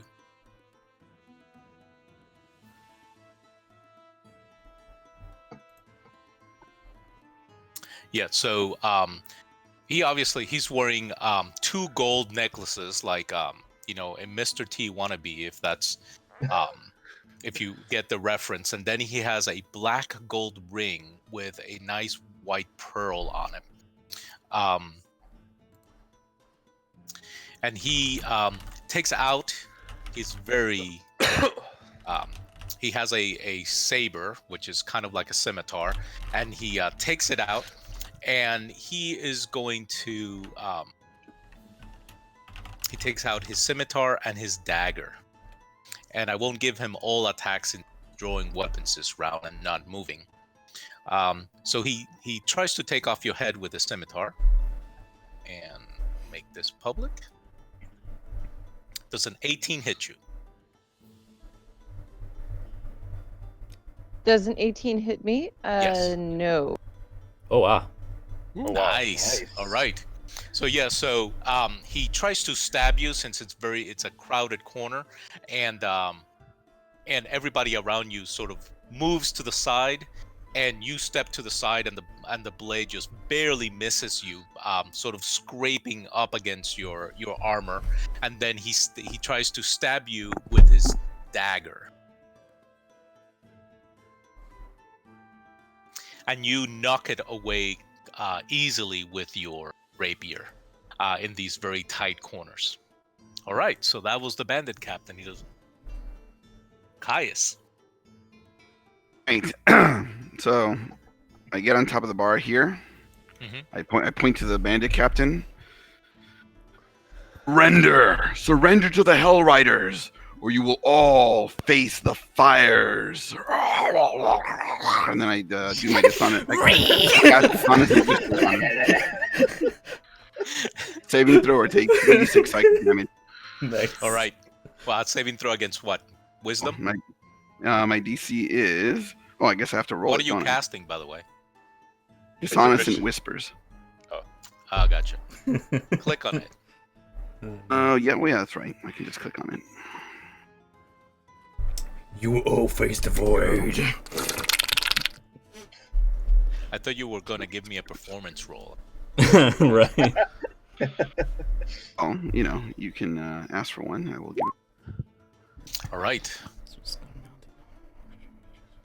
So he will make a. What's your DC? Oh, my DC is. I guess there I have to look at my character sheet really Jesus. quick. And. Okay, so my spell save DC is 11 plus D4. So let me roll that. I'll make a mucker for that. It's 11 plus a D4. Okay, so 11 plus 1D4. Here we go.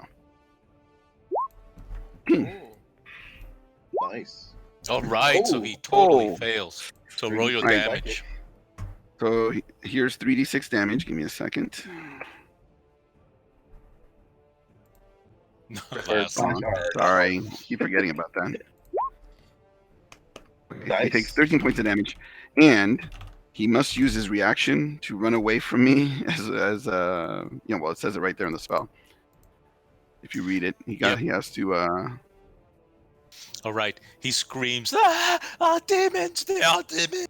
And he jumps on top of the table, and he has to give me a dex roll, which he easily makes. And he jumps over his fellows, and he moves towards the back of the inn. They are possessed! They are possessed! Run! Run! Wouldn't that be attacks of opportunity on him? Yeah, I just Yeah, you wanted to do. point that out. You do. Yeah. Between the three that were in front of him. Yep. So Easy, Ulrich, and Mulgrim, and actually, Han. so can Han. Like Hell Riders. Yay. Snap. I like that name. Ooh, Ooh, yes! Han is gonna Holy crap, guys! Oh, you fucking okay. Oh, Han Hook. Oh shit. Oh my gosh! I don't think he's getting out of there alive. Well, let's see. Well, so Ulrich, you sort of launch with your quarterstaff as he's turning, and you catch onto his pantaloons, but do no damage. On the other hand, Han, you critted, so you do 14. 14 in total. Yeah. Oh yeah. Oh, my 13. That's 27. And then another 12 from Joey. Another 12. 18 hits. Another 9. No, the 9 was. Then another hit. Oh, The 9 is the attack roll, yeah. Yeah, so the 12. Okay, so minus 12. And then any other hits, so the 12 Just- and Just the 12 and the 13. 14. Just a 12. On the 14 and 14. 12. Yeah. Okay. And then easy missed with the dagger with the 9. Yes. I'm gonna test something out here. Guy took 39 points. Okay, that works. Yeah, so he's still. I mean, you guys, the rapier caught him right on his thigh, and Jovian with his great axe slashed him across the buttocks. But he's still, he's bleeding, but he's still running away and still seems to be in pretty good shape. Holy crap. All right, the bandit. He will make. Let's see here.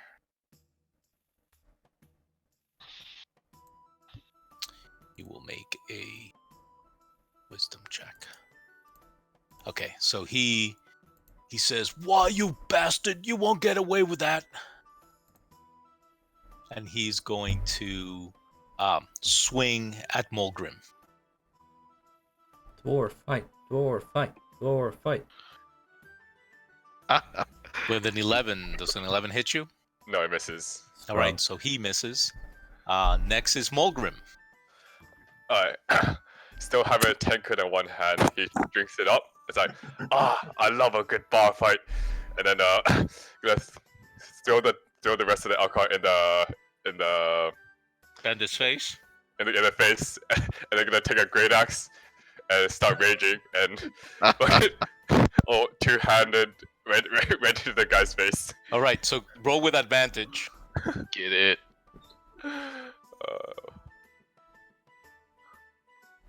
Holy crap. 18 hits, 18 damage. Max, Yeah. max. There are now 2 dwarves in that place. Yeah, so you. So with your 16, you cleave the guy in two as he falls down, blood spattering everywhere on the floor. It's okay, guys. We just need one alive. We need one alive. Jeez. Hold Urlik, do you want to move at all? Mulgrim, Yeah, or I you- would like to dive behind the bar, just like kind of do a little Okay, go ahead. Yeah. backflip if I can get some cover or something. I don't know. And I am Grandpa. Grandpa. Nothing personal against you, Mulgrim. This is not a statement against your kind. This is just survival here. Right, you there. A hex upon your very soul. Fate betrays and lost control. Mind and body, pay the toll. As I cast Eldritch Blast. Where is it? There it is. Against. I'm gonna go ahead and target this guy. That guy, okay. Does 12 hit? A 12 does hit. Oh. Nice. Yeah. All right, so you knock this guy to the ground, but he is still alive. But he is now prone as he falls from your Eldritch force. That is my turn. As Right. I just kind of duck down behind the bar, if I can. You can. Stop, Alan. All right, so you have only pissed him off. So he stands and he swings with a scimitar. Oops, not yet. He goes, "You won't treat our captain like that." Does a 17 hit you? Me? Yep. Yeah. Mulgrim, yep. But it'd be half due to raging. Yep, so you only take 1. I take the hit and then I turn towards the bandit. Yeah. Now he's not very sure that was the wisest sort of action. And as that guy and as the guy seems to be looking at his compatriot down here, he makes a morale check. Oh man, these guys are pissed. So he says he jumps here, and he will attack at Han for killing his compatriot and flanking. He's not quite flanking yet,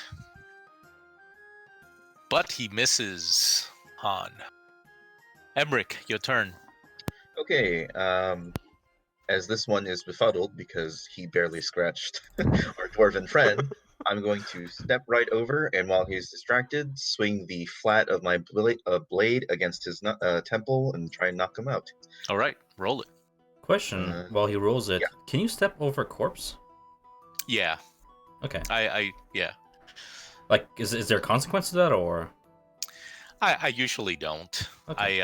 Because it's a 5-foot area. You guys can jump. I don't make you. I'm not that Fair enough. much of a bastard, regardless of what Last may say. I just wanted to bastard. I just wanted to set a ground, I guess. Yeah.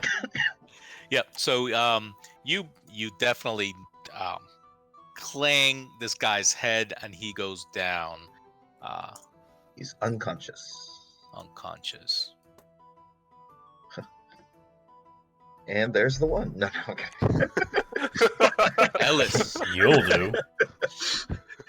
All right, Ellis is just going to draw his shield and mace and step back and twirl his mace in the air, kind of drawing out a geometric symbol, and say, Amanatar guide you. And he'll just cast Bless on some of the party. 1 second. And so that'll target Izzy, Mulgrim, and Han. And Mulgrim gets this toy. So he gets a free attack. Oh, nice. Cool. That's Boros, right? Oh, man. Oh no, Yeah, skip order. but, Yeah. I worship the Nice. deity of Yeah. being technically correct. Right. All right. So guys, if you so it's who is Han, Mulgrim, and who else?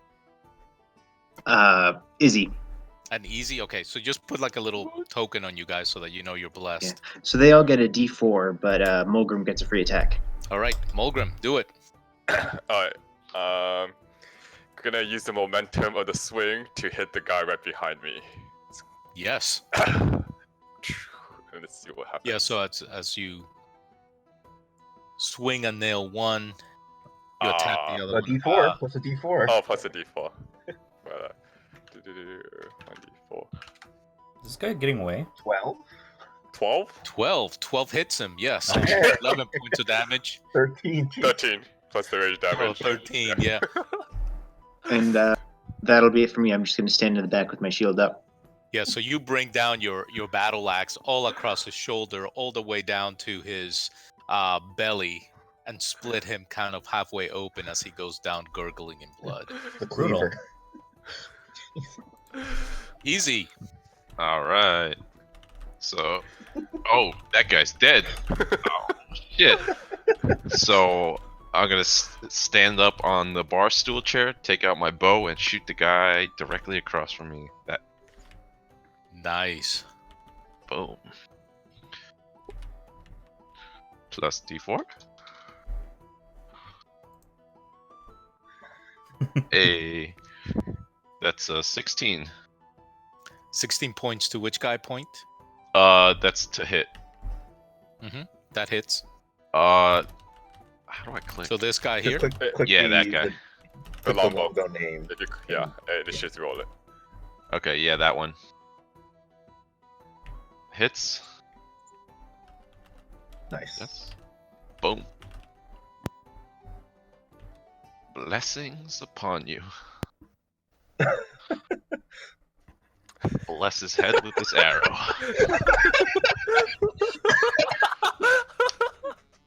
Hey, Laz, how long does that guy flee from? Just that turn around, I think. Yeah, Let me see this here. That was okay. The creature does not move into blah blah blah, and this does say that it takes half damage. Duration is instantaneous, so yeah. Yeah. Yeah, so I think it's just that turn. It's just Yeah, that yeah. turn? Okay. Yeah. They should.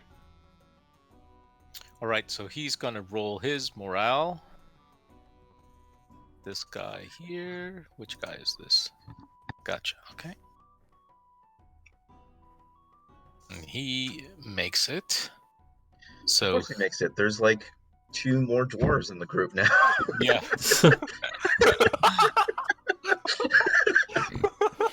So he's actually going to attack the guy in front of him, the The heckler. yeah, the heckler. And he totally misses. All right, so this guy here, he looks. Are you all right, Captain? Kill those bastards! Kill him! Captain. Mm. Mm-hmm. Gonna attack easy. Wow, they suck. This guy will attack. He's going to just simply punch the guy in front of him. Can you walk through enemies or no? Yes, I don't Okay. make you roll dexterity or anything like that. Oh, like the enemies that are awake, that are Yeah. up. No, you usually cannot. Okay, so because he depending on was- how he got there, he might invoke an attack too. Or no, just one, yeah. Because if he goes here, I get one. If Ooh, he how did you do goes that? How did here, you Han angle like gets that? one. You Well, hit you you right hit click, the Q. or you can cube as well. You only get Oh, look at So that. he's gonna stop there and attack Okay. Emmerich instead. He thought better of it. Wait, Well, you can so he hold missed, right? Q. Yeah, if I have 6 AC, I'm terrible. How did you move your token with So you click and hold, and you move him, and then you write a Q to put an anchor point. Oh, look at that. Okay, cool. Today I I learned. love how he said that in Ulrich's accent. Look at that. Oh, yeah, immersion, man. Okay. All right, so this guy actually, he's not fooling around. So he comes up and he hits the guy with his mace, Sorry, that got me. and Go then on. he swings him. He hits him on the side, and as the guy stumbles, he swings again, and this time hits him, connects it on his head, and the guy comes down dead. Holy crap. He says, "Fortarina!" he yells. All right, the next bandit, he will go up here and also attack Emmerich. Nope. Wow, Laz, you totally fucking jinxed me. Works every time. All right, and that guy is dead. All right, so back to the top of the order, round 2 with Han. Holy shit, that was one round. Yeah, there's a lot of combatants. Yeah, it's fine. It's fine. It's good. I don't know, that's fine. Rust. We Yeah. got through a lot in one round. Well, there are now 6 more dwarves. Sorry, trying to figure out how to move still. Fear my granddaughter. It's okay, Grandpa. I got it. It's canon now. I'll accept this. Who needs backstory when you can make your own backstory? Families are made in strange ways. Me, dumbass me, fucking writing my backstory for 3 days straight. Meanwhile, I guess this. I'm gonna stab this. What do you mean? I am using your Southwest. backstory. No, I know. I'm just kidding. Yeah. I'm stabbing this dude south. This guy here? No, this Yeah. guy. Yeah, don't attack your friend.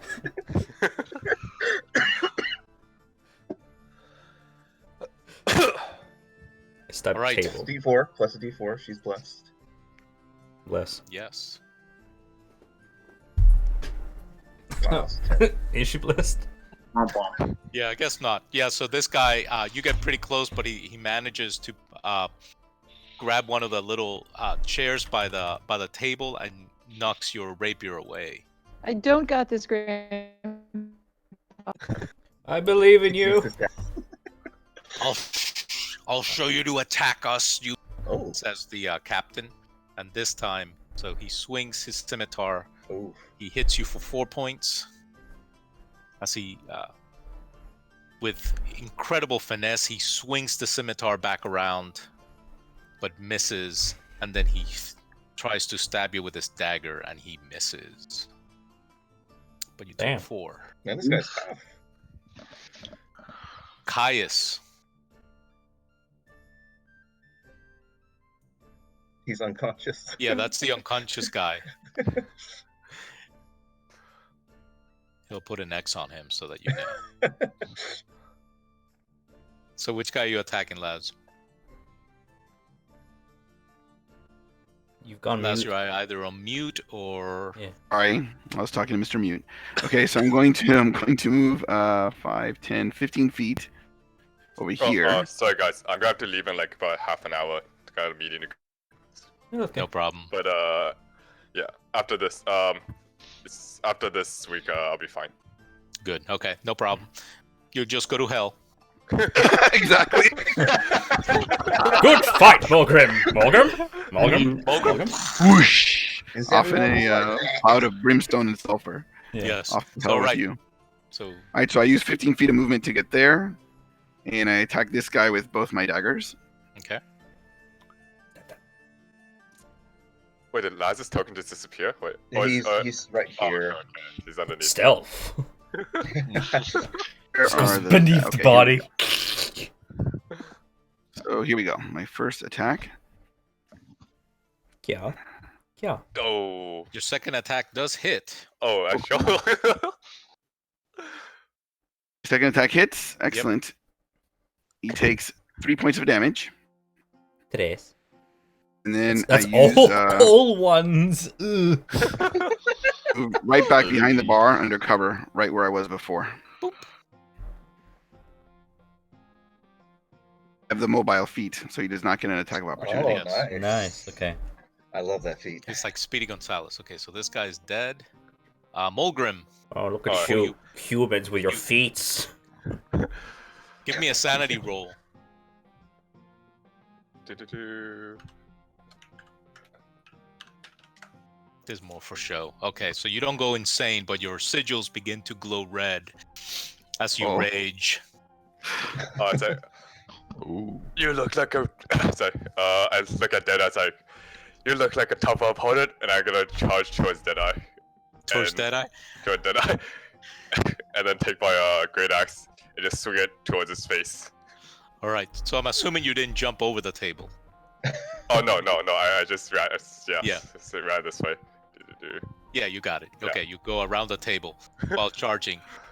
Everyone first thinks the thug here goes, "Oh no, the dwarf is retreating!" But then you certainly turn around and you're right back at the captain, and he shears again. Nice. Oh my god! Oh my gosh. Ouch. I was gonna say, remember we have flanking, but I guess you don't fucking need Yeah, it. you don't need it. 19. So you're 19 in total. Oh my Yeah. lord. Is that with your crit? Is it automatically rolling crit, guys? Yeah. Yeah. I'll actually roll crit if one of yours crit. Yeah. Yeah. Yeah. Yeah. So 14, 13 plus 2. Yeah. So 19. So 19. Onto Mr. Deadeye. Onto his Oh, other yes. eye. Yeah. So your axe just basically slashes across his belly, and his intestines are almost about to burst out as he screams, but he's still up and fighting. What? Ow. Question: Like, Do we yes. all have that telepathic link when you cast that? Oh, it's called Awaken Mind, and so basically I have telepathy with anyone within 30 feet. In combat, I don't think it really works out because I would have to use my action I got to you. talk to each Okay. one of you, To and do it. yeah. Fair enough. Okay. Keep it short then. Go ahead and rule that Eldritch. All right. What was that? Against this guy over here. Okay. The min-max, like last time, it was good, right? It's like a fit. I've wasted all my Arcana last turn, so just like a little Yeah. fizzle. I'm running low on fumes here. Getting kind of sleepy. I'm just gonna lean against the counter and take a little nap for a moment. So that guy had taken. Okay, so how much? I'm sorry, I probably did something wrong here. That What? guy took a shot from Han, right? This guy here. No, this guy? I don't think so. This guy wasn't damaging. Han killed the Oh. guy, but That Oh, was the gotcha. guy. Yeah. Yeah, I attacked that guy. But you missed. That's why. you didn't Gotcha, take okay. damage. So you did Yeah, 1 point of didn't do damage. Bink. You see his beard sort of like shifts with the wind of the force. I'm helping. Emmerich, You are nearly surrounded by 2. Well, I mean, I'm kind of, except 2 of them are dead. So. Yes. Or well, 1 is. So these 2 attacked me, right? Yes. Yeah, they missed. So, since they missed, I would use my shield to deflect the blows, and while there's an opening, I drive the pommel straight into the face of this one to see if I can knock him out too. You know, we don't have to kill everyone here.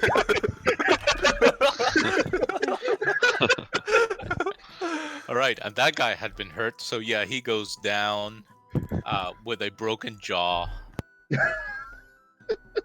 Makes it easier to question them afterward. Well, you'll have to. Where are they? No! You won't understand what he's saying. Yeah. Ellis. And just to keep me like between this guy and the door, I'll be standing over here. Okay, you good? Yep. All right. Ellis is going to just toss down his shield and mace since no one's coming near him and he's safe. He's going to also hop behind the bar and pull out his light crossbow. It's a party. Fire. And he's gonna fire at this guy. Emmerich, where did you go? I've lost you. Oh, I'm right here. Like Nice shot. Oh, there you. Okay. Would he have cover though? I'm not sure. No, because 2 guys are down. You're above the bar when you shoot, so you're good. Yeah, but there's an Emmerich in the way, so I wasn't sure. You're above the bar, so. Okay. Yeah. And at this, that would you're be shooting half at this cover, guy, so right? that'd be plus Yeah, 2. yeah, that guy. Or not. Yeah. So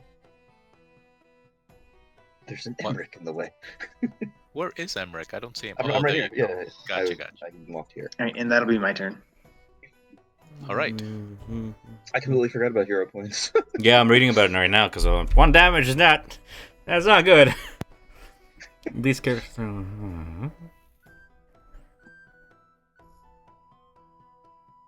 Yep. So remember, but you get 5 per level, right? Yeah, You yeah. get 5. Yeah. All right. So did you hit or missed, Ellis? I Oh, you rolled a did hit. 23, so I was just wondering if Yeah. Hope no, that hits. yeah. You thunk him. You thunk him in the arm. Ellis out. All right. Easy. All right. I'm gonna stand up on the chair again. Take aim at the double arrow. I'm gonna try to hit him in the head. Boom. This guy. Yeah, that same guy. Jeez, you're also blessed, but I guess Damn. you don't fucking need it. Oh yeah, bless plus D4. That's 30. boom. Bless Yeah, his 30 hits. So your arrow. arrow's gonna hit him square between the eyes. Oh, that was a good one. Oh. Yeah, it hits him square between the eyes, and he goes down not unconscious. What? Arrows to the eyes don't. Permanently unconscious. Yeah, permanently. He All should, right, so we have the lonely thug who is going to swing at Han.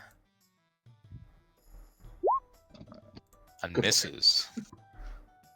Woo! Then the thug, who is your ally apparently, who liked the fact that you killed 1 guy with your shot, he will swing at the bandit to the south of him.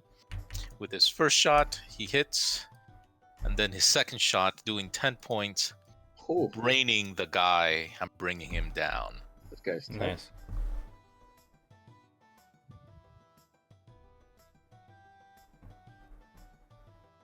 Do not worry, says the bandit, sets one eye. There is more where they can. I like to think that his right eye is covered, so he can't see that all his men are dead. Yes. Yes. I love it. That's a good one. Han, that's good. it's back to you. Cool. I'm going to use my shield bash.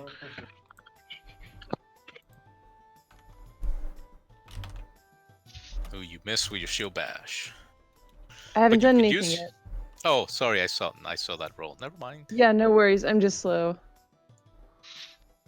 Nice. Yeah, you definitely hit him. But that's with your rapier, and then Oh, you took Shield Master? yep. Nice.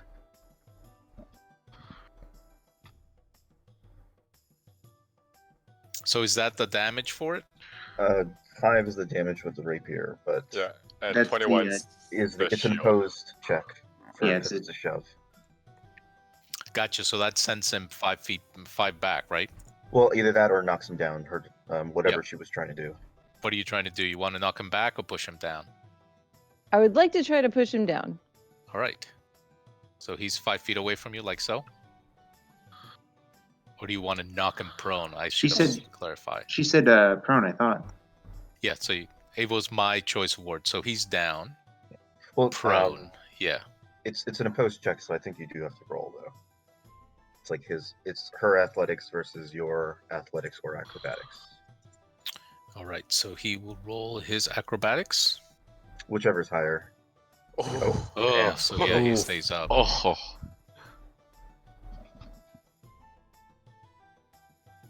You rolled well too. All right. Would bless apply to shield bash? Unfortunately, it's an ability check. Bless affects attack rolls and saving throws. A hero point would. All right. Oh yeah, hero point would work. Yeah, hero point if you want to spend it. I don't think well, That's probably a good call. you had to roll higher than a 17. yeah, let's spend that one hero point. I would like to point out though that it is his turn next. Yeah, he's just going to get up, so don't waste it. Then never mind. No hero Yes. point, please. Yeah. All right, so you guys are locked in a fierce fight, so here he goes.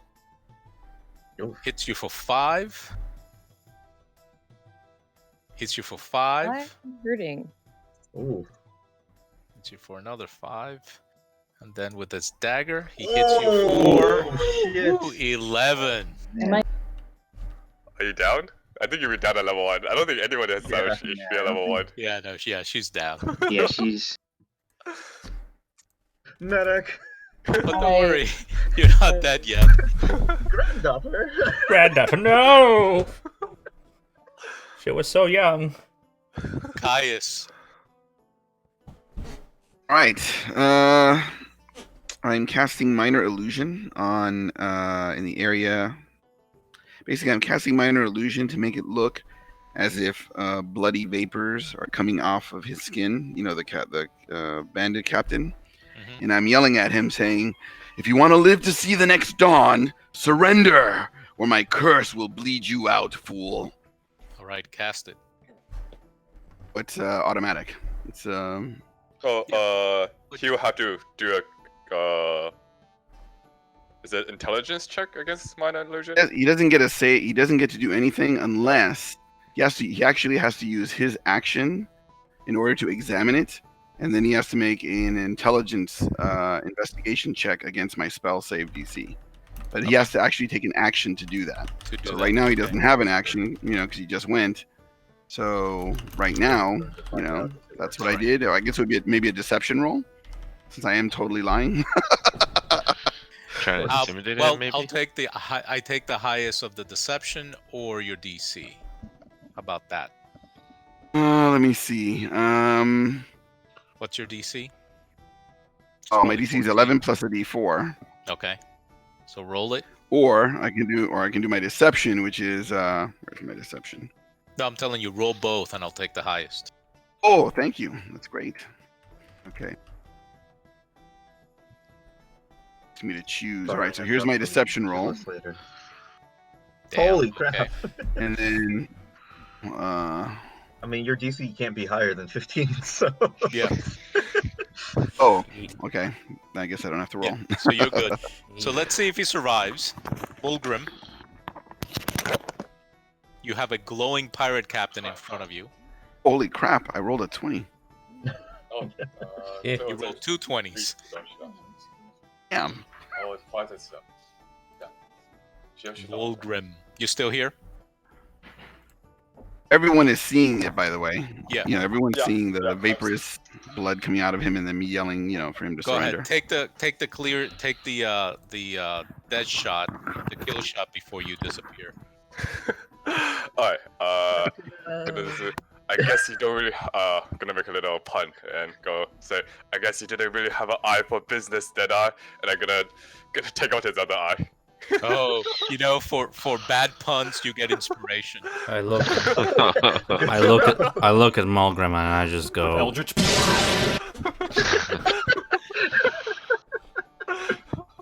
All right. So with a 14, if you spend a hero point, you'll hit him. But he's blessed though, right? Oh, he Oh, yeah, is blessed. blessed. Oh, yeah. So roll a d4. You'll hit him for sure. Don't worry. Yeah, Okay. yeah. You just needed a 15 to hit him. So as the illusion bursts up, he looks at it. He goes, "What the hell is?" And then your axe comes down, and you say, "Oh shit! I didn't mean to kill him." But Damn it! you cleave his skull in half, and his other eye does pop out as he crashes to the ground dead. And because Emmerich was facing this guy right before he died, he turns around and says, "All right, let's make sure we knock this guy out. We need him for." Oh. Oh.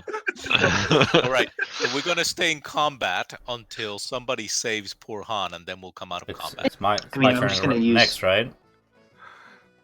So Ulrich. I immediately rush over.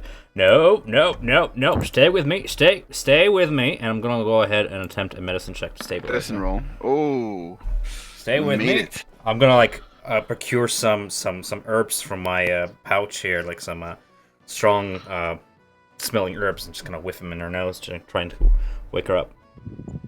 So I'm sorry, guys. I don't remember. So what? Is it just a straight D10 for medicine? Like a think DC so, 10? but this would only just stabilize her, not bring her up. Yeah. It just stabilizes. All right. So it does. You're stable. So you were now out of combat. So I'll go Grandfather, over. thank you. Well, you're still gurgling blood. I'll go over. I'll put my hand and say, "We just got here. Thank you. We just got I'll, here. cast- Let's take our time." Oh, I was gonna do lay on hands. Oh, she's already stable though. Oh, okay. So I'll give you a point just to get you up. Wow. Just Very one. good. That was, if I would have rolled better, that would have been a nastier combat. Yeah. That was a lot worse. If I had rolled better, we just would have had pancakes. Yes. Very true. If I would have rolled better, we would have had a new friend. For an hour. Now he's dead. So the ogre comes in and he goes, "Well, I hope pay to clean up this mess." I'm sorry, And what was that? The half ogre female comes in and she says, "I hope someone's gonna pay to clean up this mess. I'm not doing it by myself." And the guy that helped you out, he approaches Han. Once we have a lay on hands, so Emmerich lays hands on her and brings her up.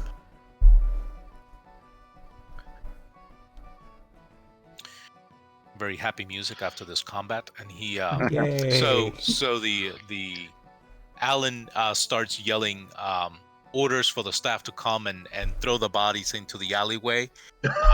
Very casual. Cool. Yeah, very casually, like this happens all the time. Right. And the ogre and Clank, the armor, actually, she yells at him, and they start moving the bodies into the alley. And Careful. These and they guys say, are just "Well, unconscious." the Flaming Fist lives up to its expectations once again." You have two guys that are down. The thug approaches Han, the guy that helped you out, and he says, "It was good fortune that you came when you did, my friends. It was about time that someone took out these ruffians. Tarina is a good friend of mine, and I would not like to see her harmed." Oh man, I'm Ooh. just here to eat pancakes, but glad it worked out. I'm glad it worked out as well. Listen, he goes, when you have a minute, perhaps we can talk outside. Yeah, cool. Okay, so he's gonna walk outside. What are you guys doing? I'm gonna mentioned. I'm looting the to- captain's body. Yeah. Yeah. There it Yeah, is. so let's take out the important stuff first. So as you guys loot him, he has the 2 gold chains, and you notice that the other pirates seem to have pouches with them as well. So they have some coin. Their coin. On it. I assume, right? Are we Yes, doing sir. party I'm gonna- loot for? So hold on, I'll read this stuff off to you. All right, Mm. so Deadeye has a pouch containing 32 gold pieces and 15 silver pieces. He's wearing 2 gold necklaces worth 25 gold each, Oh. and a blackened gold ring with pearl worth 125 gold pieces. No one objects. I take his eye patch. He didn't have an eye patch. Oh, you're right. He just didn't have a pupil. Gotcha. Yeah, you can take his wide eye though. That's okay. I I'll think I pass. thought that was destroyed. I would love to grab one of the his dagger, unless anyone objects. Yeah, he had a dagger and a scimitar. It's all yours. I say we fence that ring with a white pearl, or I get to wear it since I died and I feel like I earned it. Either way. And I'll roll the pirates' purses here. So, one of them has 6 silver pieces. The other one has 5 silver pieces. The other one has 2 silver pieces. 3, 6, 2, and 1.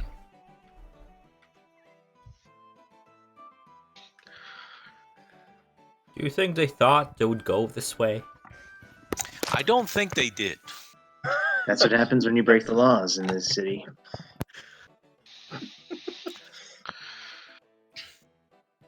I fought the law. All right. So the while law everyone's cleaning, You went to hell, so- Alan says, Fair enough. also says, "I'm glad you took care of those ruffians. I do not like people that come here bothering my patrons.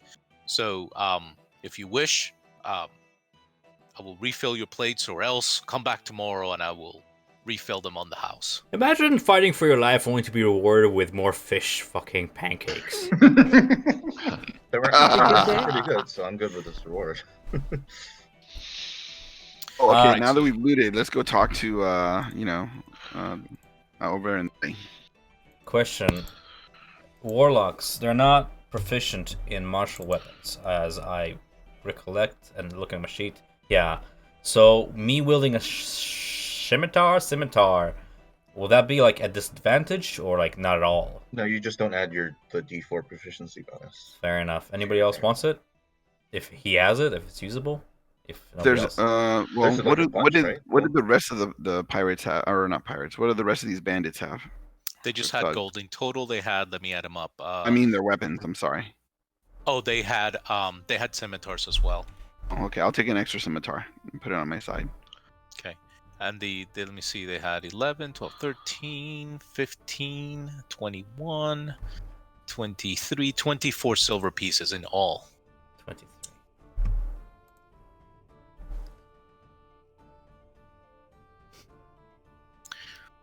Carlos, did I get the math right on what Deadeye's pouch had? He had 32 gold pieces and 15 silver. Yes. And then the necklaces? Okay. And you guys can write that in the adventure. If you want, that way you keep track of everything there, and you can reference it. And you could put a note on, Elf Song Tavern fight or something like that. Oh, shoot. Carl, So- did I you added say they that. were sabers or scimitars? They're scimitars, right? Scimitars, yeah. Okay. They're sabers, but they're basically scimitars. So, you guys go out and talk to the thug. Yeah. All Who right. knows where that guy is? Right. So he says his name is Rufus, and he knows Tarina as a common Rufus, Ruffus. Okay. Go on. He says that she, as you've learned, she's been gone for about 10 days, which is the same time that these guys came looking for her. He tells you she's probably gone into hiding, and that he knows that her family, while very poor, maintained a place, even though he does not know where, in Tumbledown. Tumbledown is Tumbledown. It is a small community that lies outside of the city gates, in the outer city. Rough houses and bandits. I am going to take you there to the map, and I'm going to show you where it is. So this is Tumbledown. Now, this gate is called the Cliff Gate, which of course will be closed. All right, Jovian, thank you very much for joining, my friend. We'll see you next time. I think Thank you. you dropped already. Enjoy your stay in hell. Yeah. Until next time. He just whisked away to hell. It was the pun. All right, so he tells you that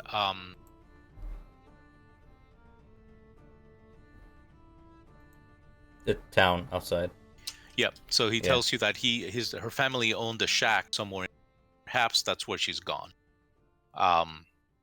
He says that you might be able to find someone in the Duck Guild, or the Duck Crew, that may be able. I heard Duck Guild. I'm like, oh, that's awesome. Duck.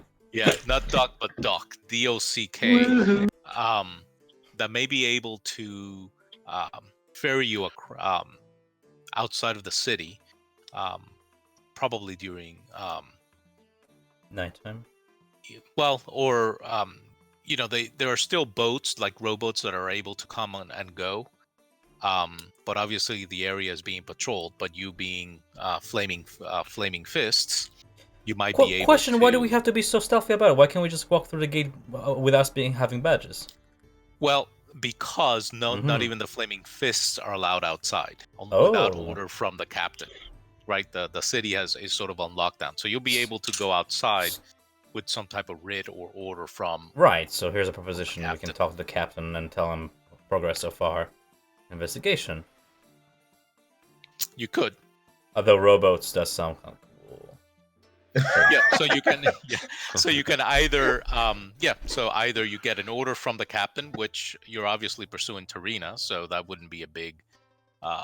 A stretch, or you can go outside by, talking to one of the crew, and they can get you outside of the city gates. But seeing that you're flaming fist and all, probably getting an order from the captain necessarily be a bad thing. Yeah. Well, what do you think, Ellis? I don't think us sneaking around on boats is within our bounds of the law. Yeah, I think we should get the order from the captain. Yeah. I think if we were to explain that we've got a lead that will take us there, he might be willing to make an exception. I am also a little worried about our ability to steer boats. I don't know if any of you were dock workers. I can't do that, not since my arthritis kicked in. There's that, and I'm a bit worried about my ability to be stealthy. He says as he steps into the light with his chainmail armor. Yeah. There might even be a bounty on this ruffian. And he points at the Deadeye. Might as well stop by. And then afterwards, we can all go day drinking, right? I mean, if we have time for it, because we still have that thing planned. She saw the light. She deserves a drink. That's It's been a true. rough morning. Yeah. Yeah, you saw the light, but it was red, and it was very much like fire. Oh, jeez. Really would like to avoid going back to hell again for Yes. more than a minute. Right. You So, never know when's your last drink. Go on. So he says, make sure that when you find Tarina, let her know that Deadeye and his thugs are dead. Sure, she'll be And happy that to she'll hear be that, welcome back at any time. What was this guy's name, sorry? Rufus. Rufus? Yeah. Yeah. Okay. And he You're is. swell. I'm sorry if I missed this. I'm just kind of keeping notes around. Rufus is a friend of hers, but what's his position exactly? Is he? Yeah, he's just someone that knows her because she's a regular at the tavern, Right. and Ex-boyfriend. he did well, and he didn't quite appreciate these guys coming around looking for her because he knew that they meant her harm, and he was glad that someone stood up to them and took him down.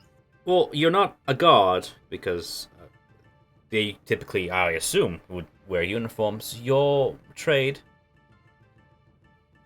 Oh, he's a dock worker. Okay, fair enough.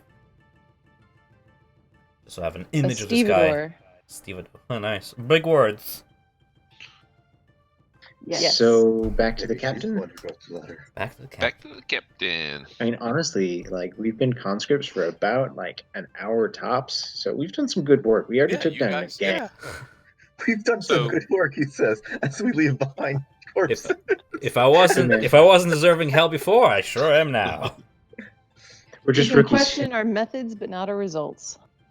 Should we bring the unconscious ones to Flaming As Fist? prisoners? Or- yeah.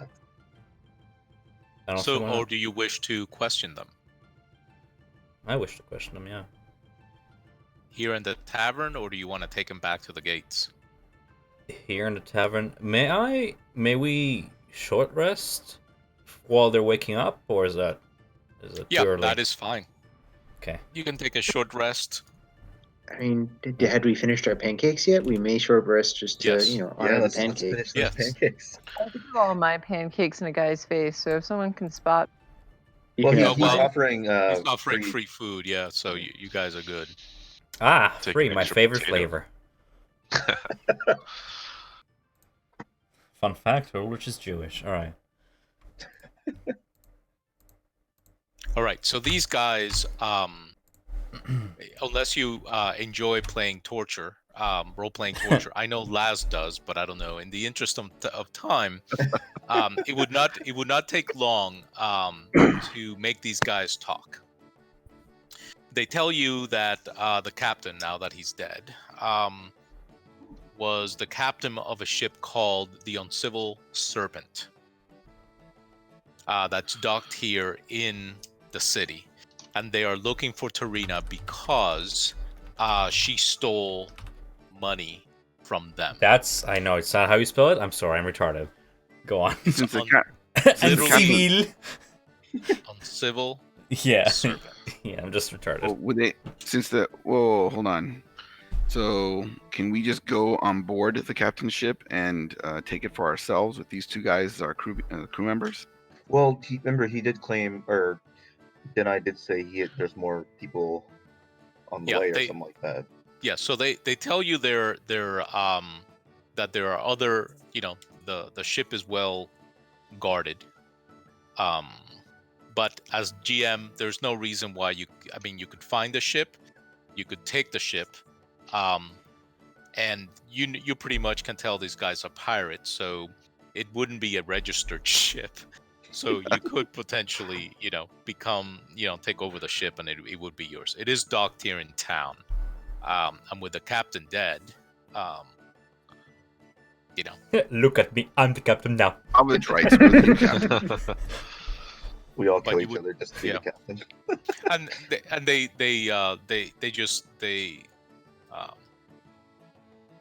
They tell you that with the captain dead, they don't want any trouble. If you just let them go, they'll get on their ship, and there won't be any trouble to Tarina anymore. Can I inside check that? Yes. Ooh. 10. With your insight, you can tell that they are legitimately afraid of you. You just killed their captain. And it seems that they have the only reason why they were going after Tarina was because the captain had a grudge to settle. And if you're looking for her and you intend to defend her, they don't want any more trouble There's with you. always two sides to every story. Until we find Tarina and get her side of this, you guys are not leaving. You guys are staying docked. You understand? We're not. Well, we can't go anywhere unless we leave to the west. since the eastern passage is blocked until because of this El Torel business, they tell you. But we'll stay docked. Good. Good. If not, we know your faces. We'll find you. We'll kill you. Jeez. Good lord, Grandpa. Yeah, you can tell they're pretty scared of you guys. That they are not I'll going do to a let little this through. sizzle between my fingers with a little back, a little like black lightning between my fingers. This All guy right. helped me out. All right. This ain't my first tango. Well, I can tell. All right, so you let the guys go. I just want to make sure they're not going anywhere before we get a word Yeah. with what's his Yeah. face. You know where the ship is docked. They told you, so Fair you can enough. make a note of that in the future. Just in case, like, she has any unsettled business with them in turn. Yeah, Han. These were you guys were interrogating the bandit. mhm. And it didn't take much for them to basically tell you why they were here. Talking to Rufus, we'll find you, we'll kill you. Yeah. Thanks for helping. Yeah. I Thanks was for helping us. post battle in short rest. So No, I'm not Post-battle gonna trauma. threaten her. No, I'm not gonna threaten our guy. No, that's no. my boy, man. Yeah. She's busy defending Rufus while eating fish pancakes. Yeah. All right, so you guys take your short rest Mhm. and you head back. You guys need a 5-minute break to get water or anything, or we're good? I'm gonna get some water. Actually, I don't mind. Yeah, 5 minutes would be good. Yeah, I'll take it. Okay, yeah. I'll take 5. Bathroom. Fucking warlocks, man. Yeah. This is fun. I'm having fun. How late are we normally playing tonight? I thought. Till 12? midnight. Midnight. Okay. Yep. Okay. We're big boys. We're grown-ups. We don't have curfews. Yeah, I gotta work tomorrow, unfortunately. So wait, you're midnight. DM. You know how it is. It doesn't matter. East Coast midnight, right? Yeah, East Coast midnight. In Yeah, 1 we're hour. here in Michigan, so we're East Coast time still. But Yeah. This one time I had a 10-hour D&D session on Roll20, and I regret it. I really do. It wasn't a good time. But by the 10th hour, we're just like, yeah, let's never again do this. Yeah, you need a break. You need breaks in between. Yeah. All right, I'm gonna get some water.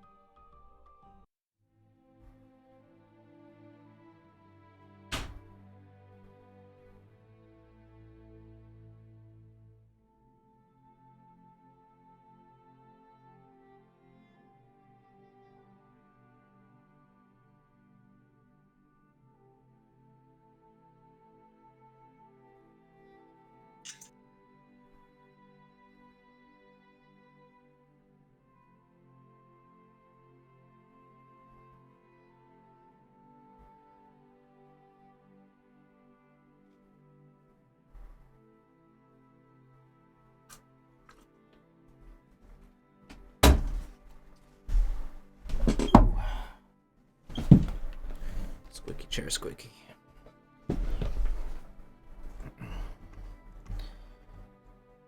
You guys are growing on me. This is nice.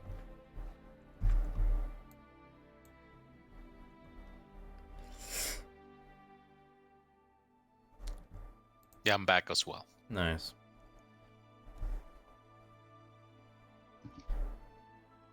So just an FYI, I am recording this session. I've been recording it this entire time. Do any of you guys mind if I post this on YouTube? I don't. Not at all. Not at all. The audio, Video as well. but the video is just the. Yeah, the screen. one. Yes. Yes. I don't have any issue with that. Yeah, I mean, it's nobody's face or anything. It's...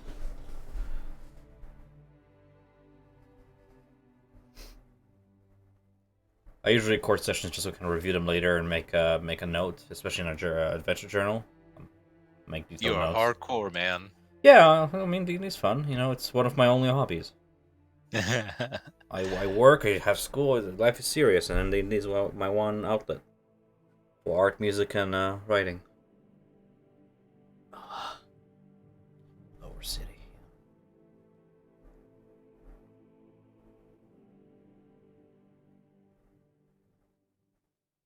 Are we all back? I just went to the bathroom. Carrie's in the bathroom still. Okay. Emmerich is not here yet.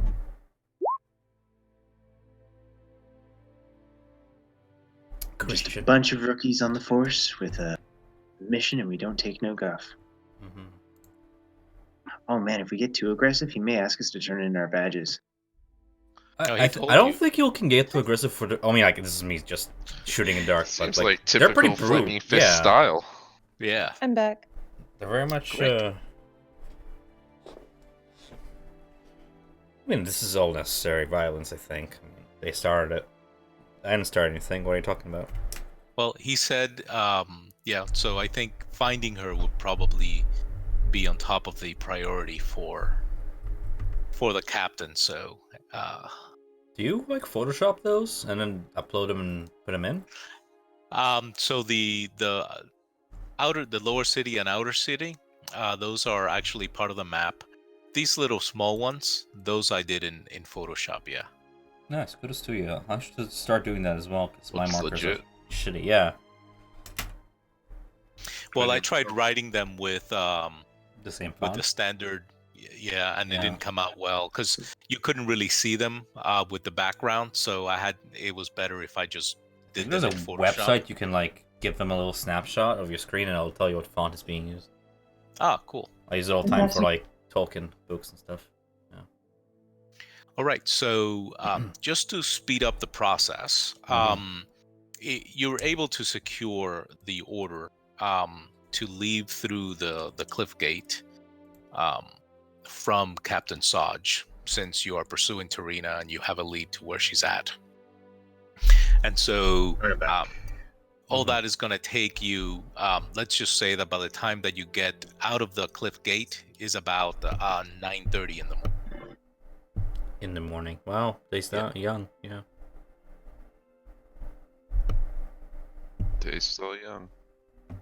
So this part of the outer city is called Tumbledown, and one of the things that you know about Tumbledown is that one of the cemeteries for the city is out here, and basically this is where people are brought and buried that are sort of from the lower classes, right? So if you can't afford a burial, a proper burial, if you get killed in a bar fight and no one knows who the hell you are and you don't have a coin to cover, that's where they basically bring you and bury you here. So it's kind of like the no man's cemetery.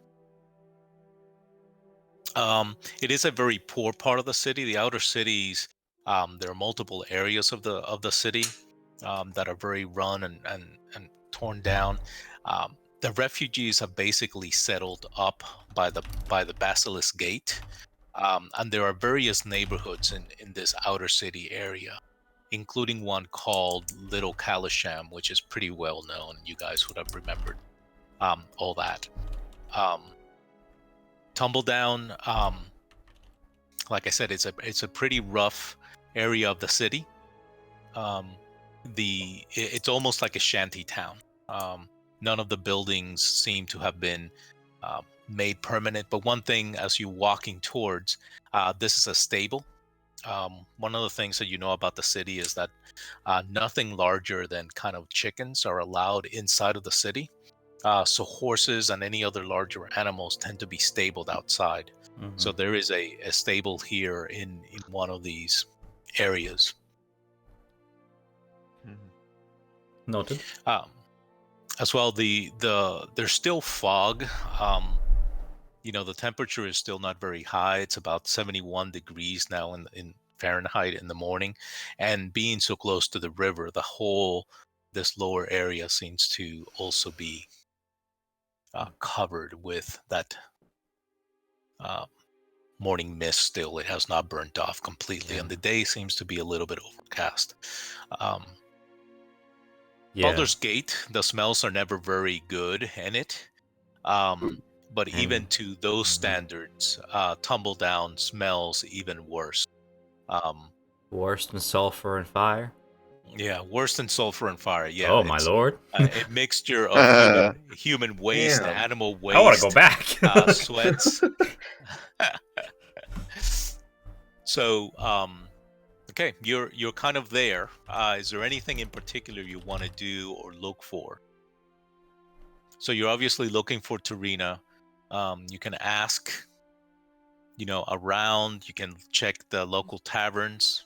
Yeah, you mentioned a bayside shack of some sort. Rufus mentioned before, right? Right. Right. Okay. But he didn't know exactly where that was. Mm-hmm. Okay. Looking around, what kind of folk do we see? Do we, well, I'm So imagining these, beggars in a sort, but maybe I'm they're wrong. not quite beggars, but they're they're very poor laborers. And since the cliff gate is closed, most people are either walking about or at their homes because they can't. Many of them work within the city walls, but now that they are closed, they really can't go into work. Is this where Alterel refugees are hosted, or is that further north? No, that's to north. That's Okay, kind of fair like enough. towards this area. Okay. Fair enough. Sure. I'll ask one of these people milling about to see if they know where her family is. Yeah, so what And- you guys, I guess, if you want to sort of canvas around and ask questions where she's at, you can give me charisma persuasion checks, All of us? and you All right. have a description of her, so you can either just tell me if you're going in groups, who is together, who isn't. Excuse me, have you seen my granddaughter?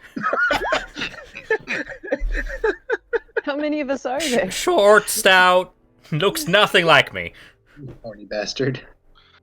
I want to go to one of those. Why am I the horny bastard? It's my children who are horny bastards. If she's my granddaughter. You do Not- literally have I'm one. not fucking my own children. What's wrong with you? I didn't realize. What? Tieflings have standards? Well, we do. I was going to make a joke that we're in the southern sword coast. You know what's funny? I Yeah, was so gonna good give persuasion like rolls. Ulrich. I was gonna give him like a Russian accent with this like very like. Yes, hello, like all this, and I was gonna make it more serious and stuff, but then it just devolved into this thing. Fucking. Anyway, go on. Persuasion, Yeah, so nice. with you just needed a 15. So you ask around, this being a relatively small area, and Tarina having such a distinguishable feature, it doesn't take you very long to find her. So sometime around noon, you get sufficient information to know where she's at. You learn that she has been in the area for about a 10-day. She has pretty much stayed to herself, and that pretty much people know where her family's shack is. Okay. So if you go around the area, and again, this is a very small part of the city. You literally see that the shack, the curtains have been drawn. It's a very small. It literally is a shack made of.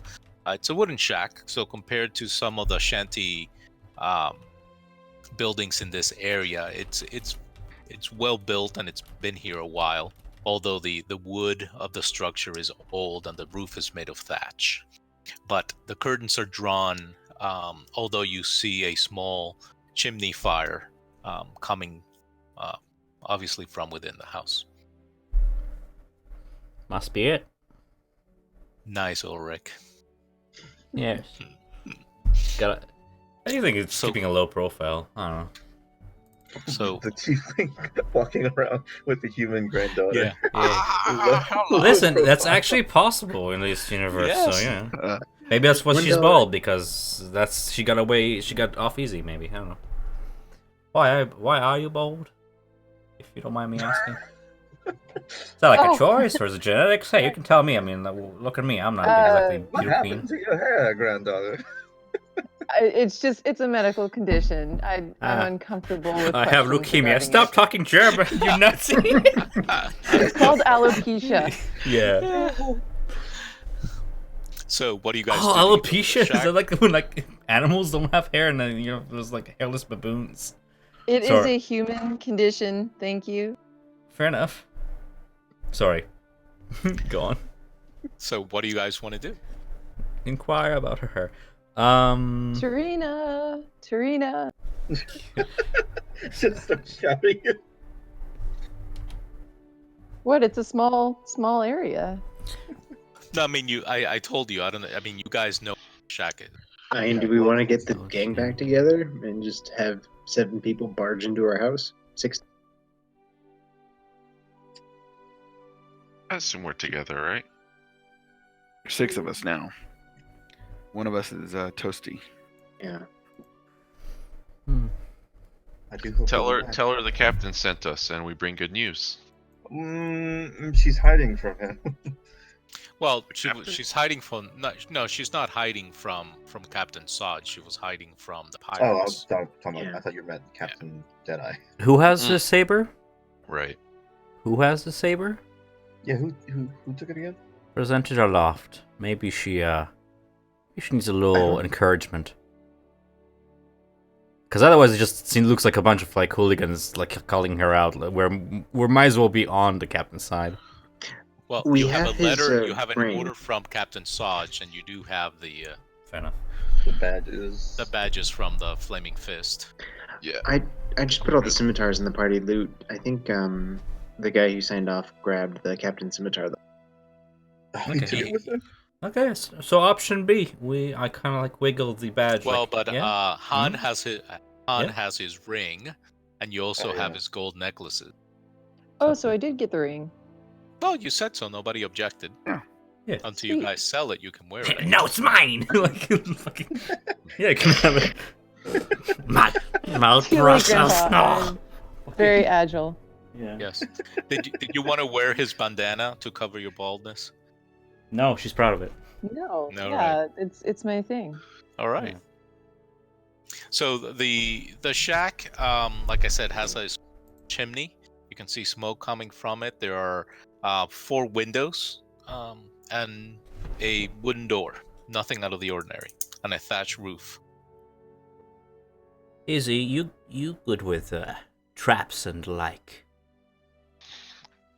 Sort of. Know my way around a little If bit. I was in hiding and I was trying to keep it low key and I was, hunted by others, I would booby trap here and there. Suggestion: we scout the place. Sure. Let me just front door or what? Yeah, there's is there only a one reason we're door. not just The knocking obvious on the way in, door? yeah. I wouldn't booby trap like the back window or anything. I don't know. I mean, she still has to buy groceries. Yeah. And- Oh, Seems she's- like they live here, Her so family lives here too, so I say we just knock. yeah. I don't know her family. I don't have It's knock your call. prepared. Who is knocking? I am happy to knock. I've already almost died. It's fine. All right. She's the most convincing. She's got his blood Yeah, all over yeah. him. So are you guys all bunching up? Are we Did are we we not actually wash blood up? covered? Well, yeah. There's. I mean, you cleaned it off as best as you could, but Yeah, Knock people I'm out. Yeah, I I'm thought gonna it would help. go ahead and make us presentable at least. Oh, okay.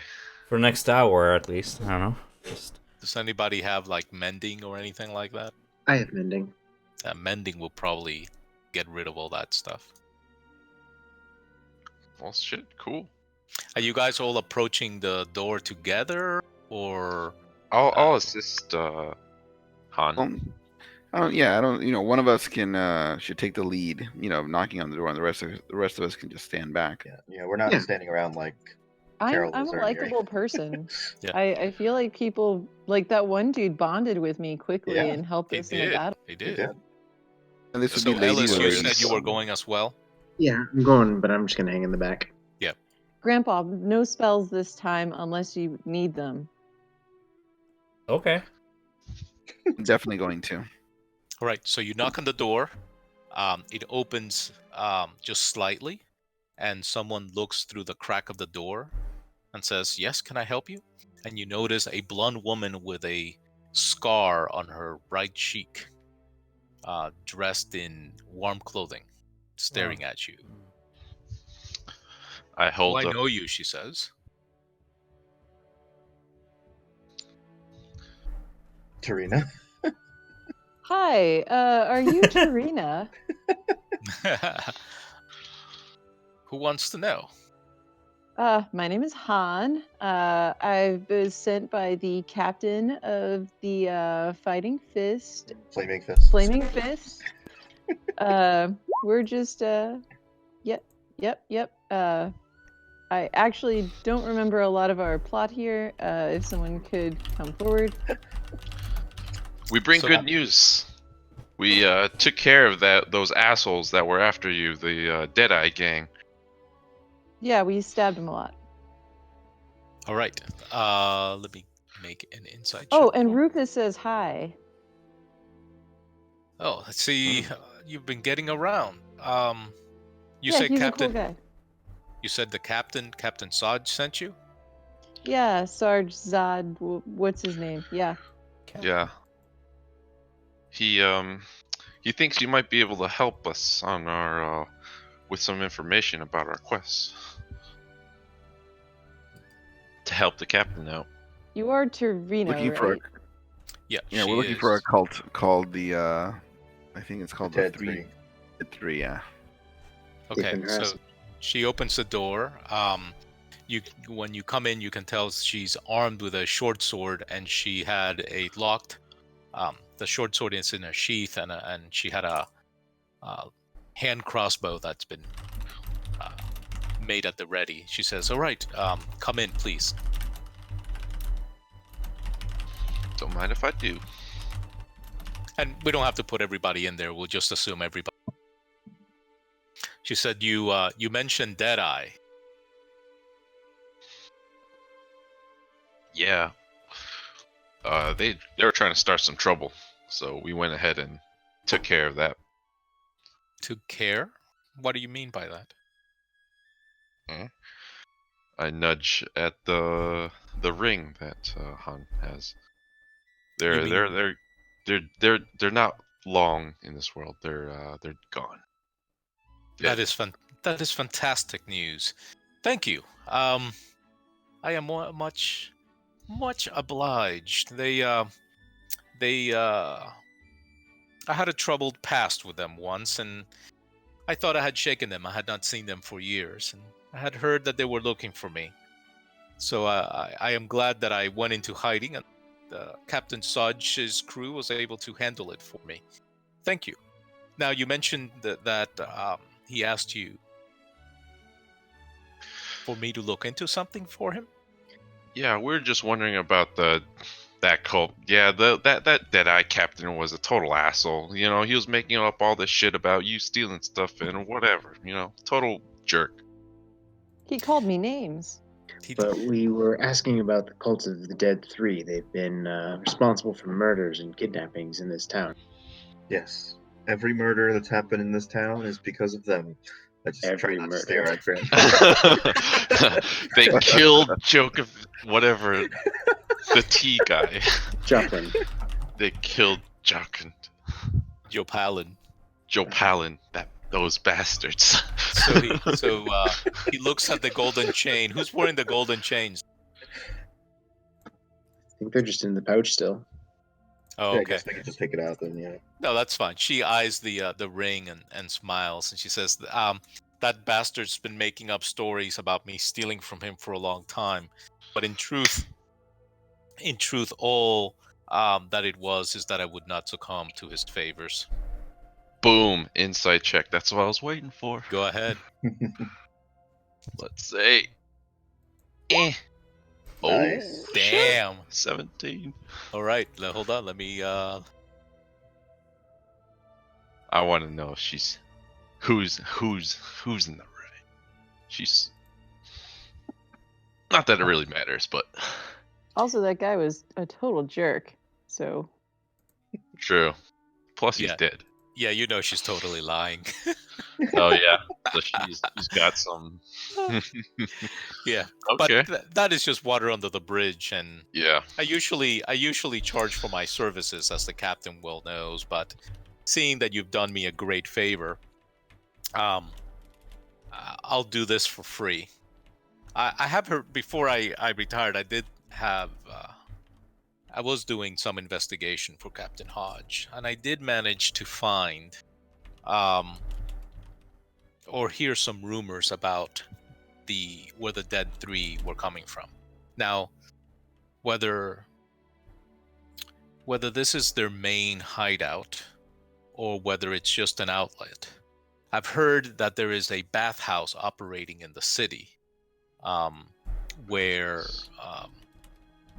Dead 3 operatives have been seen to come in and out. I questioned one of the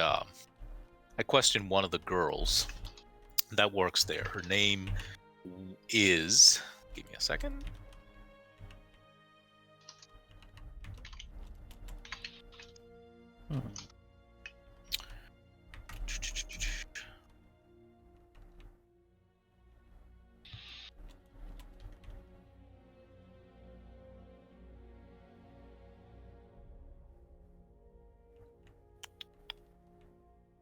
So give me a second.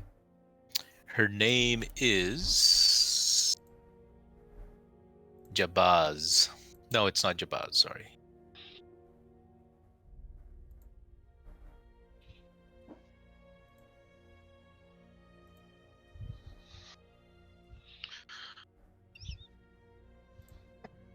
Her name is Cormilla. I'll spell it for you because it has a weird spelling.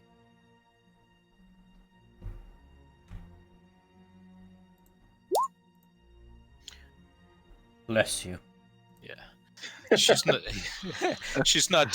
she is not too happy working at the bath, and her lips were loosened freely with a few I'm 12. a few Sorry. silver. And she mentioned that there is a Jesus. I said her lips, not her tongue. I'm a female after all. Sorry, Carrie, for the bad pun. She mentioned that there is a secret door in one of the massage rooms towards the north of the bathhouse, where she has seen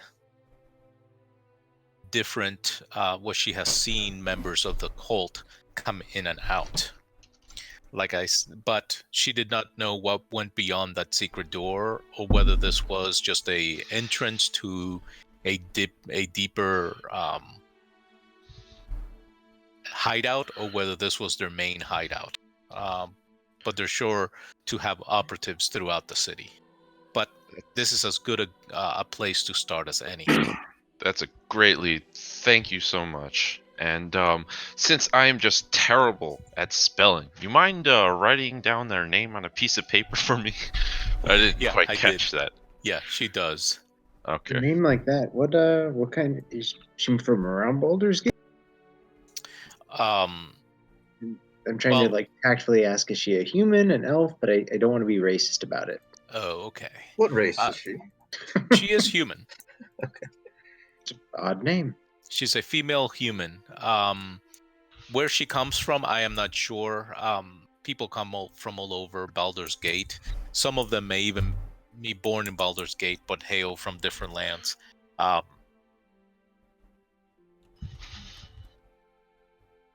The name sounds perhaps like she came originally, or her family came from Chult. Chult.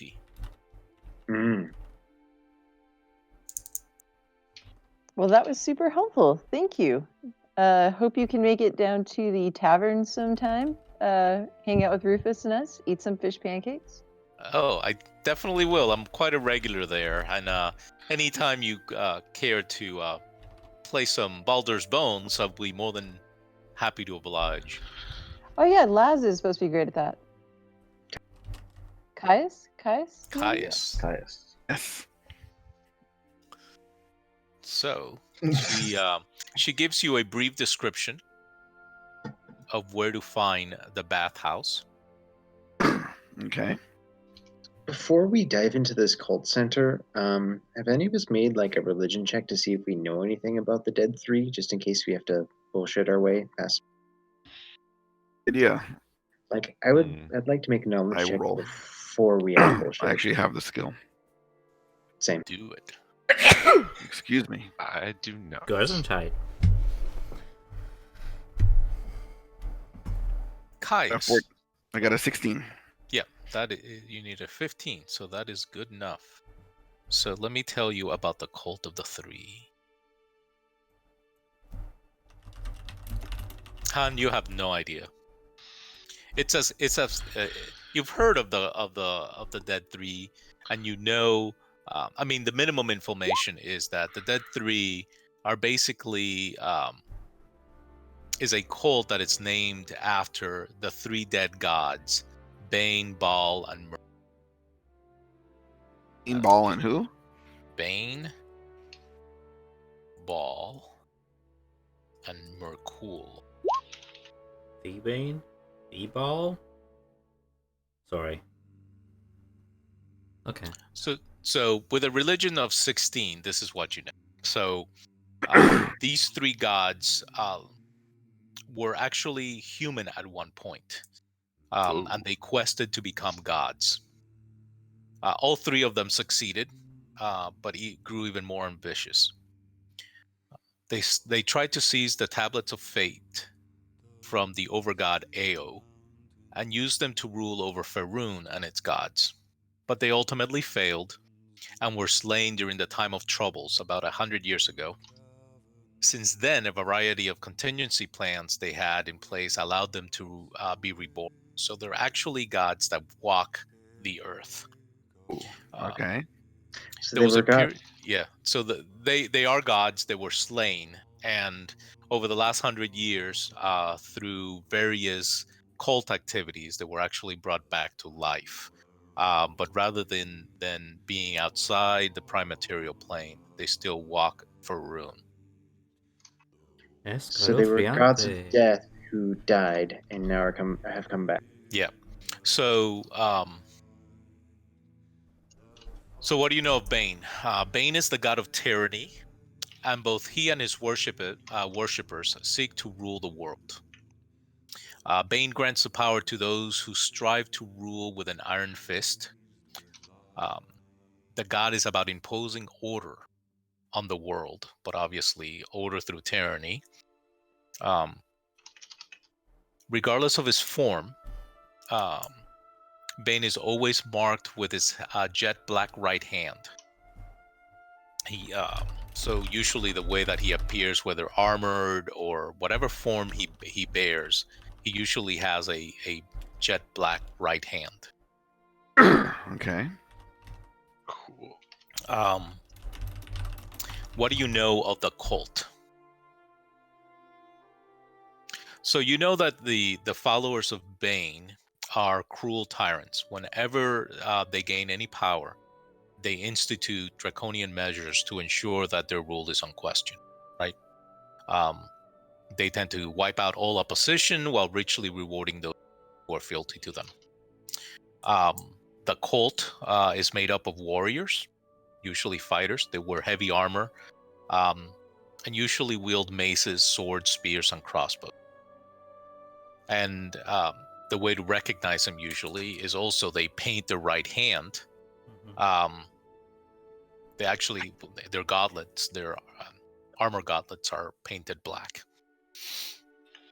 And as any cult, they have a hierarchy structure, of which not much is known. Okay, so Baal. Baal is the god of murder. He lends power to those whose killings invoke fear and dread. The god and his followers tend to not only spread murder, but they also use murder to spread suspicion, paranoia, and fear, to basically create chaos wherever they go. Baal always carries a red handkerchief. This is how kind of his followers also know the god, and they take some of these types of descriptions as well. They carry red handkerchiefs somewhere in their person. And he's always kind of like a hulking brute armed with a long carved dagger. His cultists learn to call upon their god's power to leave victims vulnerable to their long-bladed knives, and they're assassins, right? They're killers from the shadows. Merkul is the Lord of Bones, claiming power over corpses and souls. Ooh. His cultists are those who seek to claim lore, power, and even fealty from the deceased. By the way, one of the clear signs of Baal also is his symbol is a human white skull. So Merkul and his followers tend to have the power to call forth the soul of any slain creature and bind it into a wax skull. Oh, sorry, I got him confused. Merkul is the one with the skull. His followers tend to take on his Merkul's qualities, and that is kind of they're calculating distance and self-centered. They cared only for the acquisition of knowledge and to accumulate power and magic.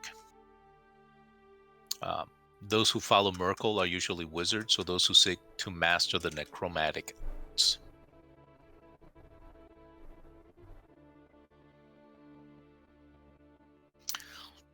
And again, all three of these cultists have their own, hierarchy and ranks. Oh, is it one cult that includes the worship of all three of these gods? Is that why it's called the three? Yeah, yeah. It's kind of like three cults that make up one. Because back in the old okay. days, they were an adventurer party like us. Barber, yeah, they were. Oh shit. They were Yeah. what? An adventurer? They were adventurers. Yeah, they were adventurers.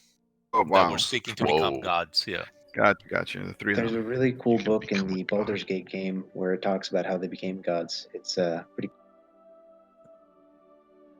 Very Damn. cool. All right, so we have a little idea of what we're up against. I of course, provide that information to everybody, so we all know the same stuff. What was the defining, or not defining, but the recognizable trait for Paul again? It wasn't. I Red missed the Red. word. Yeah, it was Yeah. like red handkerchief, Right. and it's a skull, a white skull, for Merkul. Okay. A canned red handkerchief. Wait, he wears a red handkerchief, or that's a symbol? It's usually hides it in his body. Okay. It's kind of his telltale sign. They are like assassins, stealthy people. Yeah, they I are would assume assassins. they don't want to be outwardly with their uniform. Correct. I would assume. Yeah, don't fuck with these guys. I don't know if it's the same ball, and I don't want to meta. You can like message me later if you want. But is this answer if you want or don't? Is this the same ball from Curse of Strahd, Ball Verzi, or that's It something probably. Well, I don't. different? Shit. But it's probably the same ball. If it is the same shit. He goes back to like 2nd edition. Yeah. So- Oh yeah. Oh, yeah. Ball. Yeah. that's Actually, a- all of them do pretty much. Was Ravenloft first edition? Yeah. Ravenloft was a first edition module, yes. Yep. I game mastered in 8th grade. Shit. The resurrection of Baal was the plot of Baldur's Gate 1 and 2, Neat. the original computer games. Neat. So all in all, Whoa. we have 20 minutes left, and I don't want to start this part. So, because it's longer than 20 minutes, and I don't want to sort of end it in the middle. So, Okay. This is a good place to pause as long as you don't send us to hell. No, we will fast forward and we will start next game at the bathhouse. Now, because of everything you did, not only in killing the pirates, but finding Tarina and gathering the information that you did, you all level up to 2. Yes. Oh yes. Wow. That's great. Well, I like that. Level 2. Are we doing milestone or XP? Yeah, we're point? doing milestones. Perfect. So, one thing I will tell you about the bathhouse, and I don't think I'll be giving anything up, but just as a word of caution, it is hard in some places. Don't assume. It's gonna go as well as the. Yeah. Yeah, it can be. I mean, like with everything, it depends how the rolls goes. But there are some, the cult is not a pushover. So Ooh, do I want even to though you'll roll be for second level, be careful. Yeah. Do I want to roll for HP or do I want to take the average? Can we take average? The way that I always do it is that I let you roll, and if you roll below average, you take average. Oh, that's right. I completely Bless forgot you. about Cool. that. Oh, sweet. Nice. Also, Do I roll? while we're I walking roll. there, can I slip the that note with that girl's name to old Ulrich? Yeah, Am I Guys at pronouncing it? D4. And Sorry. hey, her name was started with a T. Long shot. Does the handwriting look the same? whose name started with a T, friend? Oh, on your letter? Tarina. Yeah, Tarina. Fair enough. Yeah, I want to compare it. You want to? He wants to compare handwriting. Yeah, that's why I had her write it down. Oh, you get an Yeah. inspiration for that. That's very, so you'll start with inspiration next turn. Clever boy. Give me an insight check. All right. Oh, there was Wow. Wow. I rolled Seriously? 19 for insight twice. You are thoroughly convinced that it's not her handwriting. And if you weren't convinced before, because of the grammar and the language used, you know that this individual is highly educated. And not only is he highly educated, but he seems to be full of himself, right? And by by writing so elaborately to people that are obviously not at the same Mm, level of education, he obviously likes to portray himself as superior to others. I But see. it's obviously highly a well-educated person, which you would assume, Mhm. would be a noble or an academic of some type. Yeah, it was a long shot. She lives in the slums anyway. That was a good one though. Yeah, but get an inspiration for next game. Cool. You know what's interesting for warlocks? They get Eldritch of Invocation second level, At but second level, yeah. they only get Pack Boons third level, but yet they offer the tome and stuff and chain invocations now. Yeah. It's like I can't No- take it. Oh, yeah. That's Yeah. right. It's like I can't save it. But you can change Invoc- invocations every time you level up, though. Pretty sure you cannot. Yeah, you can change one Oh. each time you level up. That's neat. That's good to know. That's very good to know. Awesome. Yeah, so you'll get your second level stuff. Oh, I got smites. Me and Carrie got smites. I got two spell slots. Yeah. Oh, that sucks. Who rolled the D10 for hit points? I got a 1. That was me. Ugh. Yeah, but you get Give average, it- so you're so you're okay. 6 Give it- plus take whatever it your away. con is. Rolled a Sick. 7 plus 1, 8. Very lucky. Let's see. Should I choose dueling fighting style or defense? Do I want more AC or more damage? I don't know, but a 19 D and 19 AC was pretty pretty useful. Yeah. Oh yeah. Hey, are Xanathar spells on the table? That is true. Are we able to take Xanathar's guide spells? Yeah, Sanathar is a source. Okay. Just I'll have to manually type in absorb elements. Are there only certain books we're allowed to take spells from, or is it just official stuff? Just let me know. I'm leery of anything outside of core because sometimes they just get too OP. So just let me know. I don't really. Yeah. I just don't want. My opinion, but especially like Eberron, for example, doesn't take in consideration other books. So like I have a Warforged in my campaign, and I'm just like, this Curse of Strahd is not meant to be played with somebody who is like immune to so much. Who's just so not human, you know? Yeah, and we're not in Eberron, so I would, spells and things like that from those books I would not take. But It looks Xanathar's like is a the only first level paladin spells out of all of them, only one is not in the player handbook. yeah. just ceremony. I don't think I want to take that. So, by the way, I mean, I'll throw different little threads that you guys can pursue or not pursue, like your Palin's tea house, or if you want to still go to the funeral arrangements.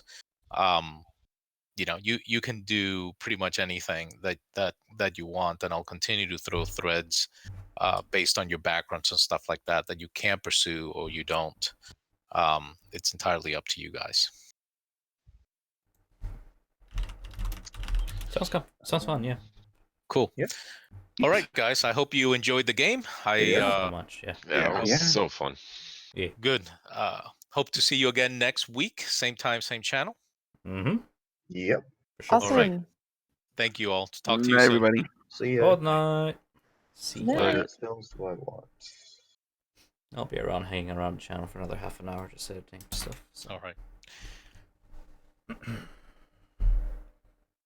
I'll be trying to figure this out for a while.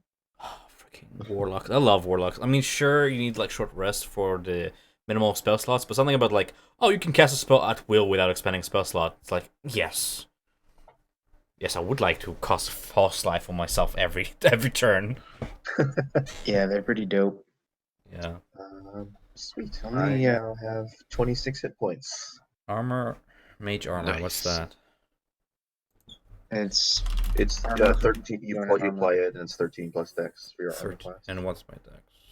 30. So it's just 13. It doesn't work if you're already wearing armor. Oh, I'm not, right? So. What can I wear? Leather? Yeah, I guess. As a regular warlock, yeah, you have proficiency in light armor. That's it. My dexterity is not nothing, so that's not really good, actually. If I can change them, I can just change it to something later. That's pretty good. I didn't know you can change them. That's good.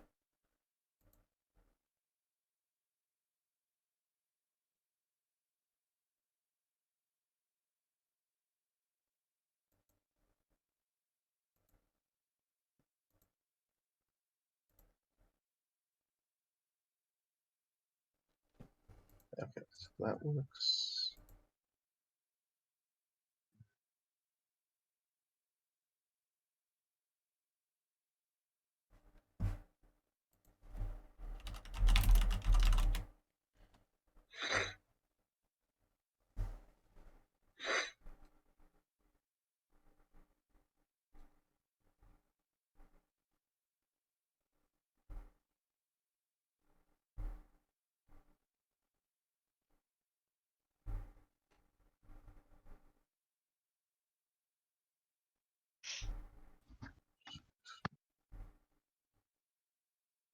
I am now a mighty wizard.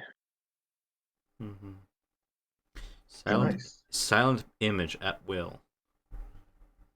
I love spells like I don't really care about being offensive because we got you guys pretty much as a front line, but like utility spells, delicious. Yeah, same. At will. That's awesome. In my Tuesday night Mad Mage game, I'm playing a bard dwarf who insists that he is the world's greatest wizard, despite having an intelligence of 8. It is very fun to insist on how to Alistair that I am a magical wizard. Remember that was the Reddit meme about the barbarian who's like, I cast sleep. You can't cast magic. I cast sleep. Just knocks him out. It's like, see? I'm a wizard. It's good shit. I cast Feast. Mask of Many Faces. Ooh. Oh yeah, that's the disguise self one at will. That can be fun. I have a lot of fun with that one and one of my other That can be fun. Disguise self, how powerful is that though? Because there's alter self, I know. Disguise self. Disguise self is an illusion. You can't appear. There's like a certain number of feet you can adjust your height. You can't have any extra appendages you don't already have. But you can definitely hide your is it horns. just like become a changeling for free? Yeah, But it's an illusion though. So if anyone touches you or touches Right. yeah, they'll figure it out pretty easily. If they touch you, though. Me likey. Me likey, me likey. I think I'll keep that. I think I will take it.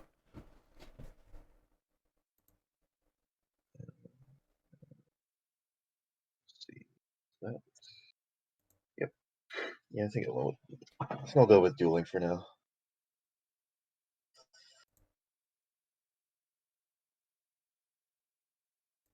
No, I'll think about it. Damn it.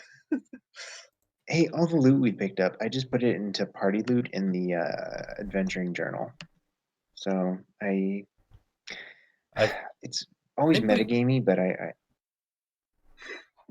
I think either one person cares at all, or we divide it equally amongst the entire party. I don't think we should keep it in the journals just because we have inventory slots for that exact same reason. You know. I agree. I'm fine with splitting it equally. Maybe just keep it in party loot page and then split it up every time we get back to a place we can. Sure. Yeah. Yeah. Especially as a wizard, I played a game where anyone could subtract funds from the party loot, and so I felt like a jackass every time I needed to buy. Well, I have the ring from our loot, but it's worth like by far the most. I'm currently wearing it, and it seems like it might be plot important. Yeah, it might be worth more in relevance than gold. Yeah. We can always sell it later. Yeah, we can always sell it when right before we leave the city or something. Oh, sweet summer child. You know what crossed my mind one of those times was like we got out of the city, right? And we needed to do that to get to what's the city's name? Elturel? Elturel. Yeah. So we could have just like, you know what? Fuck all this. Is Elturel a headed place straight or there. I thought it was a person. It's another city. Elturel's another city that's been, I believe, just vanished off the face of the earth. And if you read the session intro, it has a pretty good bit about it. Yeah. Yeah. They're like kind of like a bit more hoity-toity compared to this rundown city. Like an impression they're like a holy city or some kind. Yeah, they're like more higher morals. If I was a bard, you know I'd study that song by heart. That's a good song. I like that. Yeah. Yeah, they're kind of like I think they actually worship Lathander, who's connected to the deity I serve. Sun? I was actually looking up the deities that Emmerich would be interested in looking into, and Lathander was one of them. I mean, you can always join the Holy Church of a Monitor. Seems like he and Lathander take turns being. But Lathander's less of a dick. Can I change my spells when I level up? As a warlock, I think you can change one spell every time you level up. Right.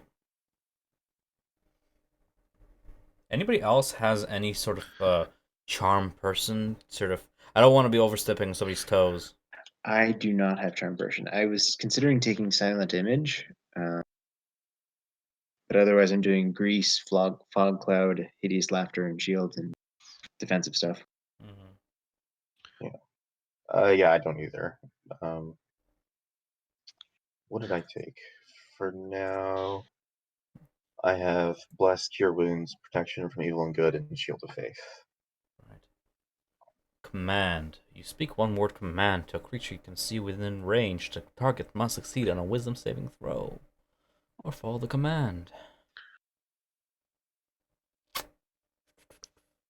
Poop. Approach. Drop. Flee. Ooh, I like that.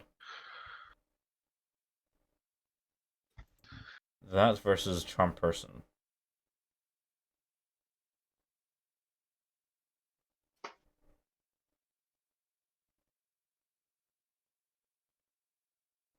Yeah.